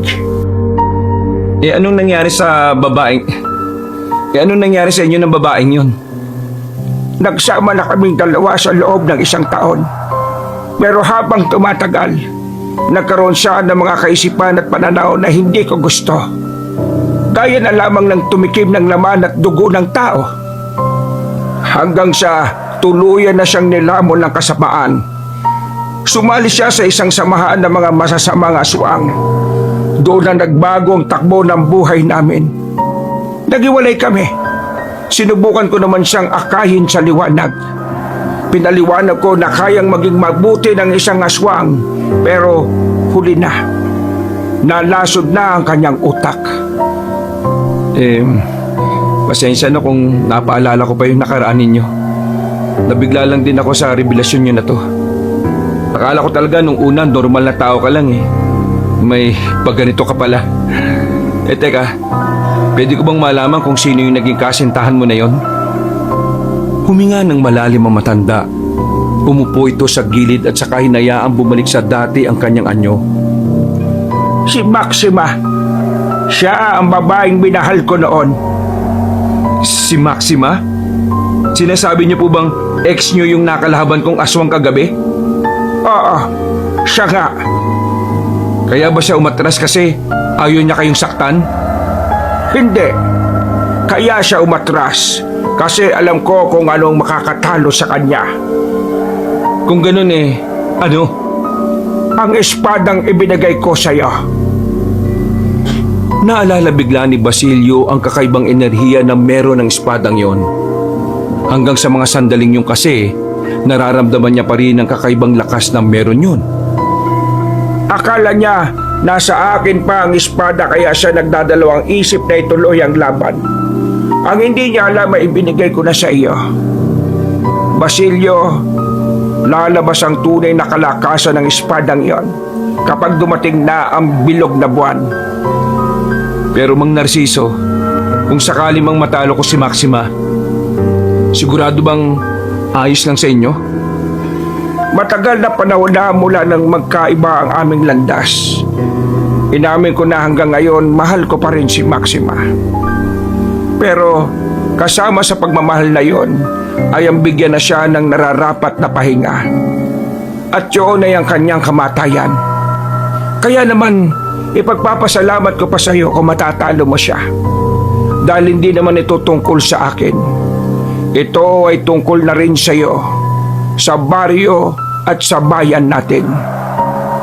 Nakaramdam ng awa si Basilio para sa matanda. Hindi niya kasi lubos maisip na ganun na pala katagal na nagtitiis si Mang Narciso sa pinagdaraanan niya. Nasa na pala ang itim na bato na binigay sa iyo ng kaibigan mong namatay? Nakatago po sa bahay. Hindi pwedeng makuha ni Maxima ang itim na bato na yon. Po? Bakit? Para saan po ba talaga yon? Yon ang namuong dugo ng mga malalakas na aswang noong panahon ng mga Kastila. Kapag nahawakan at ginamit ni Maxima yon, mahihirapan na tayong lahat na kalabanin siya. Mas lalo siyang lalakas. Kung ganun umuwi na tayo. Ilalagay ko sa mas ligtas na lugar yung bagay na yon. Nagmamadali silang makabalik ng bahay nila Basilio. Pero laking gulat nila nang makita ang kanilang dinatnan. Bukas na ang pinto at nasa bakuran na ang dalawang binatang si Benji at Marco. Sugatan ng dalawa, dumudugo ang balikat at braso. Oh, anong nangyari dito? Basilio, may isang aswang na dumating. Lalaki, malakas. Wala kaming nagawa. May kinuha siya sa baul mo. Kinuha niya yung itim na bato, yung binigay ni Martin bago siya namatay. Pambihira naman itong buhay na ito. Paano niya nalaman kung saan ko itinago yung batong yun? Dahil kapag nalalapit na ang bilog na buwan, mas lalong nagiging malakas ang kapangyarihan ng batong yon. Para silang inaakit ng bato dahil sa kakaiba nitong kapangyarihan. Huwag kayong mabahala. Lalabanan pa rin natin sila. Labanan pa rin natin sila kahit na anong mangyari. Inasikaso na lamang nila ang dalawang binata na sugatan. Wala na rin naman silang nagawa kaya ikinalma na lamang nila ang kanilang mga sarili. Wala na tayong magagawa. Pagandaan na lamang natin kung ano ang mangyayari.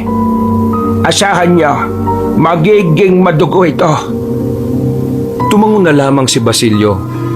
Noong sandaling yon ay nagpaabot na lamang sila ng umaga. Alas 6 pa lang kung ano-ano nang naririnig nilang usap-usapan sa labas. Maya-maya lang, bumalik si Marco dala ang mga pandesal na binili. Natataranta ang mukha nito. Bakit ba ganyan ang mukha mo? Ano bang meron? Hingal na hingal ang kanyang pinsan. Sandali pa itong huminga ng mahaba bago nagsalita. Insan, delikado na buhay mo. Alam ko, ano namang bago? Pero hindi lang dahil sa mga aswang, kundi dahil na rin kay Mang Dennis. Napatayo si Basilio sa kanyang kinauupuan. Parang alam niya na kasi kung ano ang sasabihin ni Marco. Hindi ko alam kung totoo ito pero narinig ko kanina sa palengke na itong sila Mang Dennis naghihinala na merong aswang dito sa atin sa baryo. Tapos kanina naman pagdating ko naman sa bakery, sabi ng mga matatanda, ikaw daw ang aswang. Narinig daw nilang sinabi yun ni Mang Dennis. May nakakita daw kasi sa iyo nung pinaslang mo yung aswang sa gubat. Nung niligtas mo yung lalaki. Nakpo, lagot na. Mukhang kailangan mo naglisanin ng baryong ito, Basilio. Oo nga, parang may alam na sila kung ano kay Insan. Ikaw na ang pagbubuntungan ng mga talunan. Kapag umalis ako dito, lalo ko lang pinatunayan na tama ang hinala nila. Yak ka na naman eh. Baka mamaya, yan ay ikamatay mo. Ang pride mo na namang masyado. Tingin ko tama naman si Basilio. Kapag bigla siyang nawala, iisipin ng mga tao na nakatunog na si Basilio kaya siya umiwas. Mas lalo magiging mainit ang mga tao sa kanya. Tandaan mo, Marco, kapag ang isang tao may tinatago, hindi dapat siya ang nagtatago. Ha? Ay naku, ewan ko sa'yo. Basta ako, nag-aalala lang ako para sa kaligtasan ng pinsan ko. Alam kong malakas ka ha. Alam kong kaya mo naman silang lahat. Ang inaalala ko lang, paano kung mapilitan kang paslangin sila? Eh di nagkaroon ka pa ng kasalanan ngayon. Hindi kasalanan ng pumaslang ng mga taong magtatangka sa buhay mo. Lalo na kung ipinagtatanggol mo lang ang sarili mo. Hayaan natin si Basilio. Tingnan natin kung ano ang mangyayari. Magtiwala tayo sa kanya. Wala nang nagawa pa si Marco. Napapakamot na lamang ito sa ulo at parang batang nagmamaktol sabay kain ng pandesal. Nanatiling matigas si Basilio. Sa kalagitnaan ng mga naririnig nilang usapan sa labas, hindi ito patitinag. Kailangan niyang ipakita na wala siyang tinatago para hindi maghinala ang mga tao. Dakong alas 8 ng umaga matapos nilang mag-almusal, malayo pa lang ay natanong na nila ang grupo ni Mang Dennis na paparating. Aminado si Basilio na kahit papaano may nararamdaman na rin siyang kaba sa kanyang dibdib. Pero pinipilit niyang ikalma ang sarili. Anong dahilan at bakit ka naparito? Ang pinuno ng mga manunugi sa Cantigero. Tumingin na muna ng seryoso sa kanila si Mang Dennis at tila pinasadahan ito ng tingin si Basilio mula ulo hanggang paa. Kung nandito ka para lang makipagtalo at makipagyabangan, pasensya ka na ha. Wala akong sapat na oras sa mga ganoong bagay. May nakakita sa'yo. Mabilis at maliksi ka. Umamin ka. Isa ka bang aswang? Tumawa ng malakas si Basilio. Nakitawan na rin si Marco at Benji. Kailangan nilang mas galingan ang pagpapanggap para hindi makahalata ang matandang lalaki. Mang Dennis, mukha yatang masyado ka ng kinakain ng sistema mo ha. Paano mo naman masasabing aswang ako? Naniwala ka naman kaagad sa isang tao na wala namang alam sa anting-anting. Malamang sa malamang, malakas ako, mabilis ako, dahil may bago akong anting-anting sa katawan ko.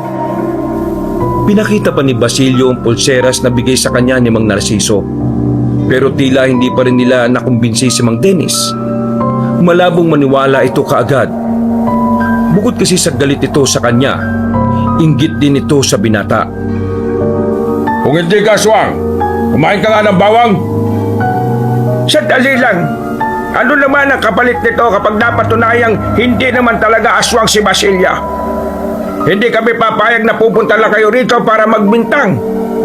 At kapag hindi napatunayan, aalis na lang din kayo basta. Kapag hindi nyo napatunayang aswang si Basilio, gusto ko magkaroon din ito ng kondisyon. At anong kondisyon yon, Narciso? Sasabi kayong lahat sa amin. At ikaw, Dennis, wala kang magagawa kundi ang sumunod sa utos namin.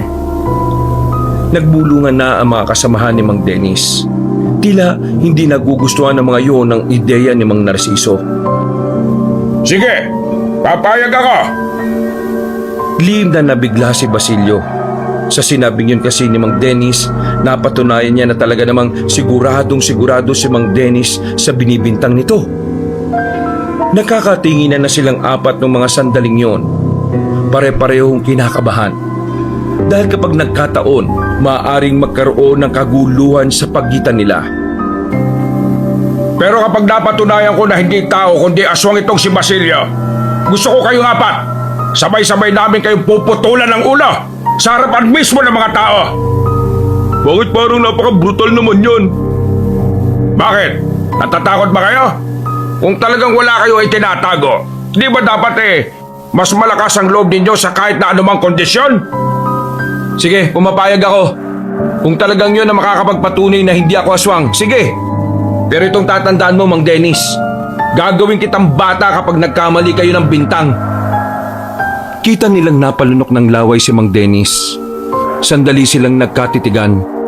Nababasa ni Basilio na sa mga tingin na yon, kita niya na punong-puno ng kumpiyansa si Mang Dennis. Kinakabahan na siya. Hindi niya alam kung paano siya kakain ng bawang nang hindi naaapektuhan. ikuha niyo ako ng isang bawang. Bilis! Isang sandali lang, inabot na nito agad ang bawang sa binata.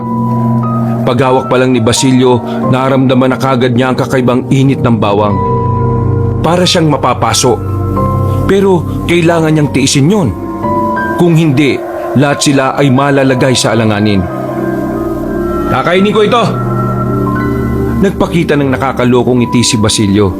Pero sa loob-loob niya ay kinakabahan na siya. Nang isubo na niya ang bawang, naramdaman niyang bigla ang enerhiya na nagmumula sa kanyang espada. Tila tinulungan siya nito para hindi masunog ang bibig niya sa bawang. Nagawa niyang kainin yun ng normal. Nang walang nangyaring masama sa kanya. Dahil doon, nanlaki ang mata ni Mang Dennis. Hindi ito makapaniwala na nagkamali siya ng hinala. Napapailing ito dahil sa pagkapahiya. Mababakas agad ang namumuong inis at galit. Paano ba yan? Nakain at nanguya ko pa ang bawang. Handa ka na ba maging parte ng grupo namin? Mautusan na rin kita, Mang Dennis, sa wakas! Hindi ako papayag. May mga aswang na kayang tisin ang paso ng bawang. Kaya gusto kong subukan pa ang ibang pamamaraan. Sa puntong ito, nakaramdam na naman ng kaba si Basilio.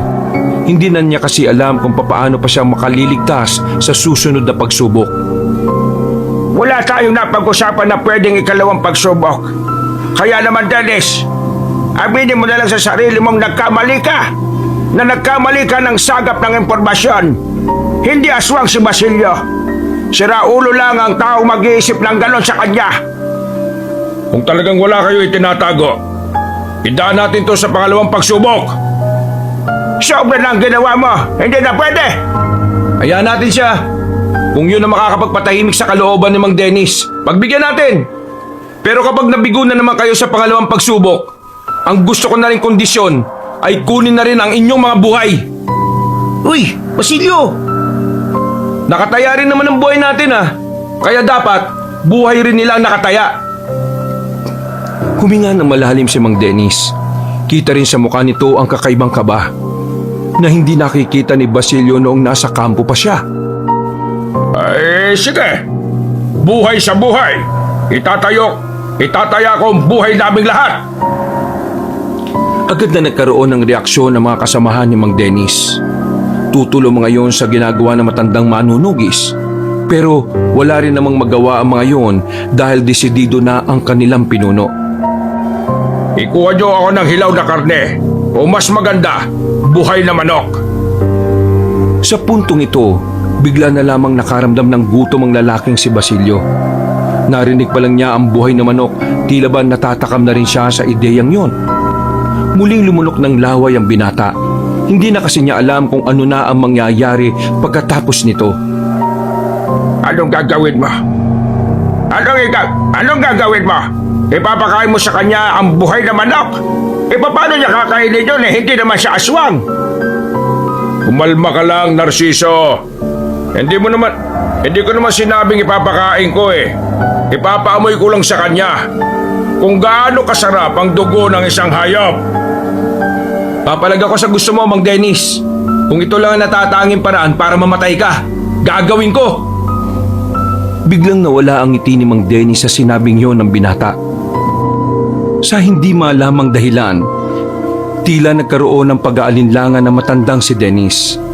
Tila napagtanto nito bigla na isang malaking kalokohan ang gagawin niya. Kaya naman, kahit labag sa pride nito, binawi nito ang gusto niyang mangyari. Marami pang paraan para malaman kung ano ba talaga ang tinatago mo. Oh, bakit bigla ka yatang umatras? Natatakot ka bang mamatay kasi wala naman talaga kayo mapapatunayan? Huwag ka masyadong magpakampante, boy. Sisigaw din kung ano man ang baho mo. Kung sakali mang sumingaw yon, hindi mo na yun maaamoy.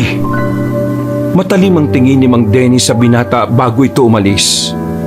Napapailing na lamang ang binata. Nang mawala na ang mga yon, nakahinga na rin ng maluwag si Basilio. Akala ko talaga, mayayari na tayo Mabuti na lang magaling makipaggamunan tong si Mang Narciso at si Basilio.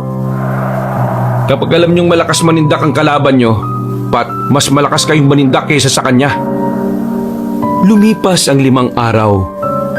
Himala na walang pakiramdam ang mga aswang. Hindi na rin sila ginugulo ng grupo ni Mang Dennis. Sinamantala nila ang mga araw para paghandaan ang maaring biglang paglusob ng mga aswang. Kahit na papaano, nakakuha na rin sila ng mga tao na makakasama nila. Marami silang naakay mula sa baryo ni Mang Narciso. Naturuan na nila ng mga galaw ang mga yon at marurunong na rin namang humawak ng sandata. Mang Narciso, ayos lang talaga na hindi na muna natin papupuntahin dito yung mga kasamaan natin. Kapag uusapan nga namin ni Basilio na huwag na muna, kailangan din kasi nilang bantayan ang baryo namin. Ngayong alam na ng mga aswang kung sino ang kalaban nila. Malamang sa malamang, pupuntirihin na nila ang lugar namin. Saka lang sila pupunta rito kapag nagbigay na tayo ng sinyales. Isa pa, malapit lang naman. Benji, nakita mo ba si Marco? Lumabas yung kanina eh. Ang sabi niya, bibisita lang daw siya sa inyo. Sa isa niyo pang tiyo. Ganun ba? Pumasok na lamang si Basilio sa loob ng bahay. Sinarado niya sandali ang pintuan. Palihim niyang pinigmasdan ang kanyang dibdib. Unti-unti na kasing lumalabas ang pagiging aswang niya roon. Para bang hindi na niya nakukontrol ang paggapang ng itim na balat sa Pero iniisip na lamang niya na baka dahil yun sa malapit na ang kabilugan ng buwan. Habang lumilipas sa mga araw, lalo kong nararamdaman na may nagbabago sa katawan ko. Parang lalo kong lumalakas na hindi ko naman maintindihan. Bumuntong hininga na lamang ang binata. Sandali siyang sumilip sa labas. Nakita niya pa ring abala lang si Mang Narciso at Benji. Kapag nagkataon, gagamit na rin kaya si Mang Narciso ng pagiging aswang niya. Isa yun sa ilang araw nang bumabagabag sa kalooban ni Basilio. Gustong gusto na niyang itanong sa matanda, pero nagkakaroon lang siya ng pag-aalinlangan.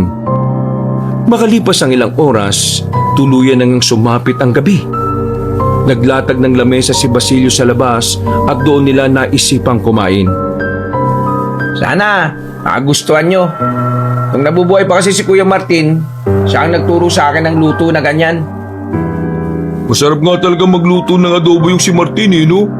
Mabuti naman at tayo turo niya sa'yo. Nakakamiss rin kasi talaga yung lasa ng luto niya eh. Oo, naalala ko pa nga noon. Walang-wala ako. Pinuntahan niya ako dito. Bigla na lang siyang nag-abot ng karne. Sabi niya ako ang magluto. Di yan nangyari, hindi masarap. Kaya yun, ang daming natira.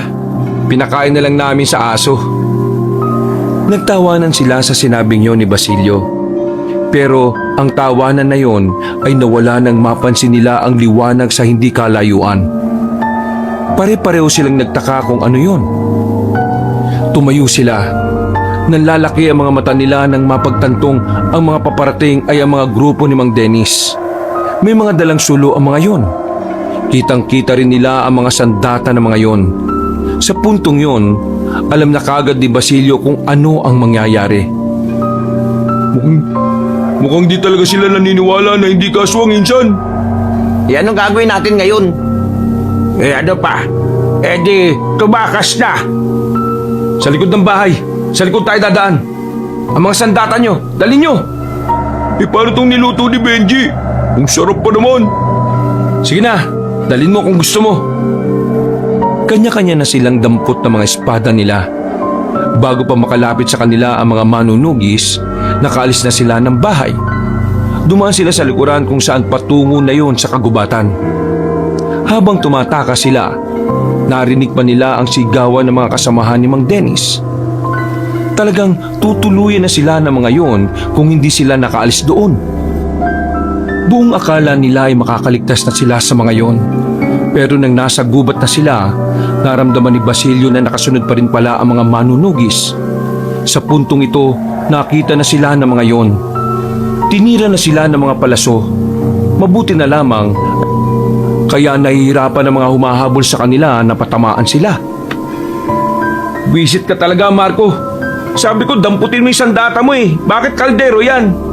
Sabi mo kasi daling ko ito eh. Saka, dala ko din naman yung espada ko. Nahihirapan silang patamaan tayo doon. Doon tayo. Mas maraming puno doon. Nang kakaunti na lang ang distansya nila kina Mang Dennis, nagulat na lamang si Marco at Benji nang buhatin silang dalawa ni Basilio at ni Mang Narciso. Uy, anong gagawin nyo? Para mas mabilis tayo. Mang Narciso, babaan nyo na lang ako kaya. Kaya ko naman eh. Kung ano man ang nakikita ninyo, huwag nyo na lang pansinin. Mang Narciso, paunahan, tara! Biglang tumakbo ang dalawa. Nanlalaki ang mga mata ng dalawang binata nang mapansing kakaiba ang pinapakitang lakas ng matandang lalaki. Mang Narciso, bakit ang bilis mong tumakbo? Nalulula ako sa iyo ah. Makalipas lang ang 2 minuto, tuluyan na nga nilang naiwan sila Mang Dennis. Ang kaso nga lang, nang marating na nila ang malawak na kapatagan, nakita nila sa kabilang paanan ng bundok ang mga aswang. Kasama ng mga iyon ang matandang babae na si Maxima. Napatigil sila. Dapat siguro talaga, kasama na natin ang mga tropa natin eh. 4 lang tayo oh. Tapos may mga umahabol pa sa atin. Huwag kayo mag-alala. Ako ang bahala kumausap kay Maxima. Ay, magkakilala kayo? Mag-ex sila. Ex? Ex niya yung aswang? Aswang din si Mang Narciso. Si Mang Narciso, aswang? Tumigil din ang mga aswang nang kakaunting distansya na lang ang layo nito sa kanila. Maxima, makinig ka sa akin. Alam kong hanggang sa mga sandaling ito mahal ka pa rin ako sa'yo. Dahil kung hindi ka naman aatras nung gabing yun eh. Itigil mo na ito, Maxima. Nakikiusap ako sa'yo. Alam kong may mga gusto kang mangyari. Pero matanda na tayo. Isuko mo na ang mga pangarap mong pagharian ng mga aswang ang mga tao. Iba na ang panahon ngayon. Marami nang umusbong ng mga kokontra sa pangarap mo. Pangarap mo na alam mong una pa lang ay hindi naman makabubuti sa lahat. Kaya sige na, pakinggan mo ako at magbagong buhay ka na. Tutulungan kitang makapagsimula ulit. Hindi ka pa rin nagbabago, Narciso. Nasa kalooban mo pa rin pala ang pag-asang babalik ako sa dati. Pero ay kinalulungkot ko.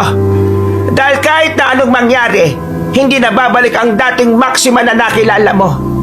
Lumipas na ang ilang dekada. Nagbago na rin ang pananaw ko dahil sa kalupitan ng mga tao. Magkaiba na tayo ng landas na tinatahak.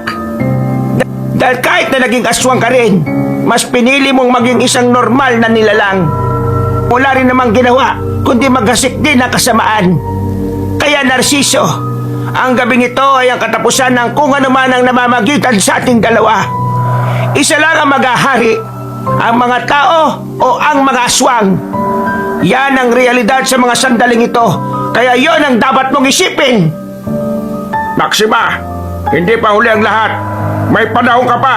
Hindi ka ba nakikinig? Sinabi ko nang wala na akong pag-asang makabalik pa sa dati. Itutuloy ko kung ano man ang aking nasimulan. At ipinapangako ko sa lahat ng kasama ko na kami ang magwawagi ngayong gabi. Mang Narciso, mukhang hindi na po talaga makikinig sa iyo yan. Kailangan na natin maganda. Tama po si Basilio. Wala na po tayong mapapala sa kanya. Pambira, ang tagal kasi ng usapan nyo eh. Nandiyan na tuloy sila Mang Dennis oh. Paglingon nila sa likuran, nakita nilang dumating na ang mga manunugis. Napatigil din ang mga iyon nang madatna nakausap nila ang mga aswang. Tingnan mo nga naman ang pagkakataon. Narito ang mga dapat naming iligpit. Hindi nyo na kami pahihirapan. Sabay na namin kayong ihatid sa huli nyong hantungan. Mang Dennis, ang mga aswang ang kalaban natin. Ano? May sinasabi ka ba? Aswang ka rin naman, di ba? Di kalaban ka rin namin. Kung hindi ka makikisa sa amin, Dennis, maraming mawawala sa bilang ninyo. Huwag mo akong tinatakot dahil kayang-kaya namin kayong labanan ng sabay. Mang Dennis, huwag ka nga maging makasarili. Iniisip mo ba ang kapakanan ng mga kasama mo? Malakas ang mga aswang at ang kailangan natin ngayon ay magkaisa. Mukhang hindi yata nakakasundo ang mga dapat na makakampi. Pwes, wala akong pakialam. Mas maganda nang makakasama kayong mailibing sa lupain na ito. Napapagitnaan sila ng mga aswang at mga manunugis. Nakaramdam na rin sila ng kaba. Kapag nagkataon kasi, sila ang unang mamamatay. Basilio, kagaya kanina, buhatin mo si Marco, akin si Benji. May ipit tayo rito. Talon na lang tayo ng mataas paalis dito. Parang gusto ko yan ah. Uy! Ano na naman ang binabalak niyo sa amin? Wala na tayong choice, pre. Patayin ang mga yan! Paslangin ang mga aswang! Paslangin ang mga traidor! Nang makita nilang magtatakbuhan na patungo sa kinaroroonan nila ang mga yon, lumundag sila ng mataas patungo sa pilit. Ikinagulat ni Mang Dennis ang nakita niya. Kaya naman hindi na nito napansin na nakalapit na pala sa kanila ang mga aswang.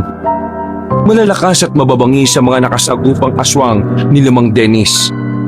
Dahil dito, labis ay kinagulat ng pinunong manunugis ang pagiging alanganin nila sa laban. Dito, mas napagtanto na matandang lalaki na tama nga ang sinabi sa kanya ni Basilio. Pero dahil mas mataas pa sa ulap ang kanyang pride, hindi niya pa rin yun inintindi. Pinilit nitong labanan ng mga aswang. Walang iya ka, Basilio! Linalo mo talaga ang lahat ng ito para maubos kami!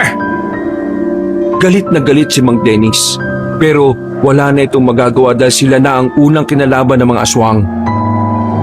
Makalipas nga lang ng ilang minuto, hindi makapaniwala si Mang Dennis na ang mga kasama niya ay nakahiga na halos lahat sa lapag.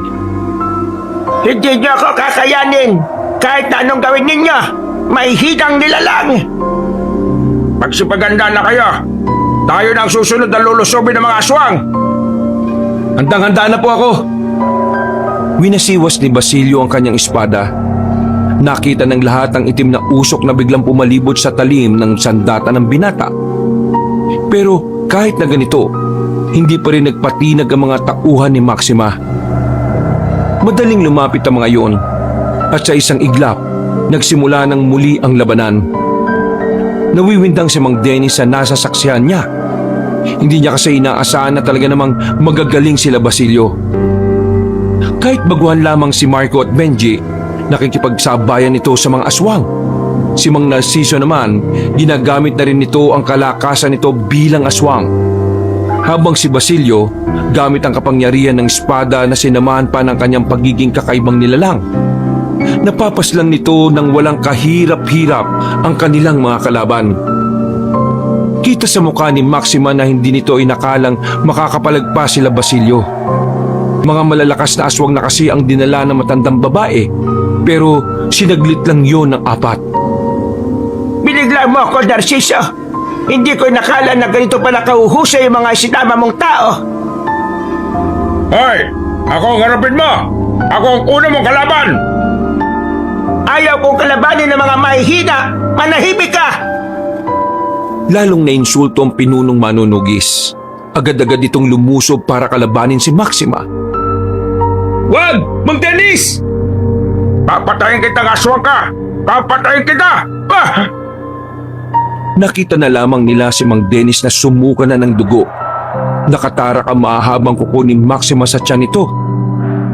Ang mga kagaya mo, wala kang karapatan na maging isang pinuno. Bukod sa mahina ka, hindi ka rin nag-iisip. Sa isang iglap lang, binagsak na ni Maxima ang walang buhay na katawan ni Mang Dennis. Sa puntong ito, nagsimula ng lumusob din si Basilio. Pumwesto naman sa kabila si Mang Narciso. Si Benji at Marco naman, inasikaso ang iba pang aswang. Bilang paggalang sa kakayahan ninyo, ilalabas ko kagad ang tunay kong lakas. Kinuha na matandang si Maxima ang itim na bato. Nilunok niya yun nang wala man lang pag-aalinlangan. Ito na nga ba sinasabi ko, Basilio? Kailangan na natin siya katakin bago pa siya makapagpalit ng anyo. Tara na! Lumundag palapit kay Maxima ang dalawa. Sinubukang tagain ni Basilio matandang babae. Pero laking gulat niya nang makitang mabilis siyang nakailag. Sinubukan din naman ni Mang Narciso pero hindi rin siya umubra. Hanggang sa wala na nga silang nagawa. Tuluyan ang nakapagpalit ng anyo ang matandang si Maxima. Sa likuran mo, Basilio! Namilog ang mga mata ng binata nang maramdaman niyang nasa likuran na niya si Maxima. Hinawakan siya nito sa balikat at pinisil ng malakas. Ramdam na ramdam ng binata ang puwersa ni Maxima. Mabuti na lamang ay agad siyang nakadistansya. Sa ginawang yun na matanda, napagtanto ni Basilio na hindi nga talaga siya uubra sa matanda kung pagkaraniwang tao lang siya.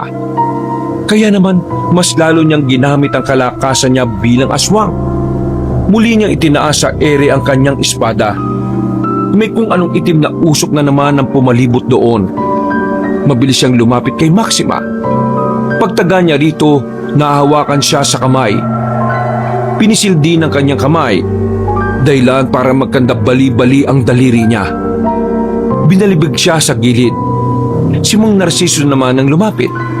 Pero maging ang matandang lalaki ay wala ring magawa. Binalibag lang ni Maxima si Mang Narciso. Pagkatapos, pinagbalingan ulit nito si Basilio na sa mga sandaling ito, hindi pa rin nakaka-recover. Lintik, wala akong magawa. Ano ba? Aray! Isang mahabang kalmotang naramdaman ni Basilio sa kanyang likuran. Inuunti-unti lang siya na matanda. Parang gusto talaga nitong pahirapan muna siya bago tuluyang patayin. Hindi pa natapos doon ang pag-atake ng matandang babae. Hindi yun nakukontento hanggat hindi nalulumpo ang binata. 5 minuto pa lang ang nakakalipas, gutay-gutay na ang damit ni Basilio dahil sa mga kalmot ng aswang. Hindi ako susuko. Lalabanan kita hanggang sa kauli-uli ang buhay ko. Mamatay ka na!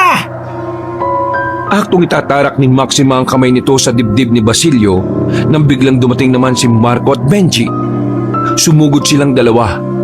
Tinaga nila si Maxima, pero kahit nasugatan nila yon, wala namang epekto sa kalaban nila. Lalo lang itong nagalit. Hinawakan nito si Benji sa liig, pero hindi nagpatinag ang lalaki. Tinusok niya sa mata si Maxima gamit ang daliri niya. Dahil dito, nakakuha naman ng pagkakataon si Marco na itarak ang espada sa likuran ng aswang. Ang kaso nga lang, wala pa rin yung naging talab. Ginagalit nyo talaga ako, mga bupit kayo! Ang dalawang binata na ang tutuluyan ni Maxima nang makabangon na si Mang Narciso. Meron itong ipinukul na maliit na punyal. Tumama ito sa kaliwang dibdib ni Maxima. At sa hindi maipaliwanag na dahilan, bigla na lamang nakaramdam ng kakaiba si Maxima. Parang nanigas siya sa kinatatayuan niya. Anong ginawa nyo sa akin, Narciso? Anong ginawa mo? Isang punyal na matagal kong inaral para lamang gamitin sa iyo, Maxima. Pasensya ka na. Mahal kita pero kailangan mo lang magpahinga. Ang pagpapahinga mo lamang ang huling simbolo ng pagmamahal ko sa iyo. Patakasin mo ako dito. Papatayin ko kayong lahat. Basilio, ikaw na ang bahala sa kanya. Tumalikod na lamang si Mang Narciso. At habang hindi makagalaw ang pinunong aswang, naramdaman naman ni Basilio ang enerhiyang nanggagaling sa espada. Parang nagkaroon siya ulit ng bagong lakas. Nawala ang kanyang mga galos. Hindi na nagsayang ng oras si Basilio. Mabilis siyang tumakbo palapit kay Maxima. Itinarak na niya ang espada.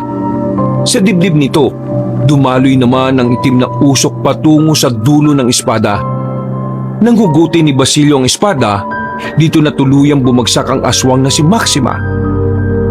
Kailangan mo nang mawala sa mundong ito para makabuko na si Mang Narciso. Saktong kamatayan ni Maxima, wala na rin ang mga aswang. Pagod na pagod at hapding-hapdi sila sa lahat ng sugat na tinamo nila. Pero napapangiti na lamang sila dahil sa tagumpay na kanilang nakamit. Ilang araw ang nakalipas, sabay-sabay na inilibing ang mga manunugis na namatay. Kahit na naging masama sa kanila si Mang Dennis, binigyan pa rin niyo ng maayos at matiwasay na libing. Naihatid ng payapa ang lahat sa huling hantungan. Hindi na naibalik sa dati si Basilio at Mang Narciso. Nanatili silang aswang at natanggap na nila ang katotohanan na mamamatay na lang silang yun ang kanilang kapalaran. Kinilala naman sila sa baryo. Lahat ng tao ay nagtiwala na sa kanila. Pero hindi pa rin nila sinasabi ang tungkol sa pagiging aswang ni Basilio at ni Mang Narciso. Nanatiling lihim yun at tanging silang apat lamang ang nakakaalam. Sige na, kailangan ko na rin bumalik sa baryo ko. Alam kong kailangan na rin nila ng manggagamot doon. Mag-iingat kayo palagi rito. At kung sakali mang may malaki na namang problema, puntahan niyo lang ako sa bahay ko. Maraming salamat Mang Narciso. Pati na rin sa espadang ibinigay niyo sa akin. Pangako, gagamitin ko sa kabutihan ng espadang ito at ang magiging aswang ko. Maraming salamat Mang Narciso, Basilio at Marco. Dahil sa inyo, pakiramdam ko nakangiti na si Kuya Martin sa langit. Ang saya naman ito. Dapat nag-inom muna tayo bago man lang umalis si Mang Narciso Ano yun? Despedida? Nagtawanan na lamang silang apat ng mga sandaling yon. Baka sa kanilang mga mukha at kahit makahiwalay man ang mga landas nila, alam nilang muli na naman silang pagbubuklurin ng kanilang magiging misyon sa susunod pang mga taon. Wakas,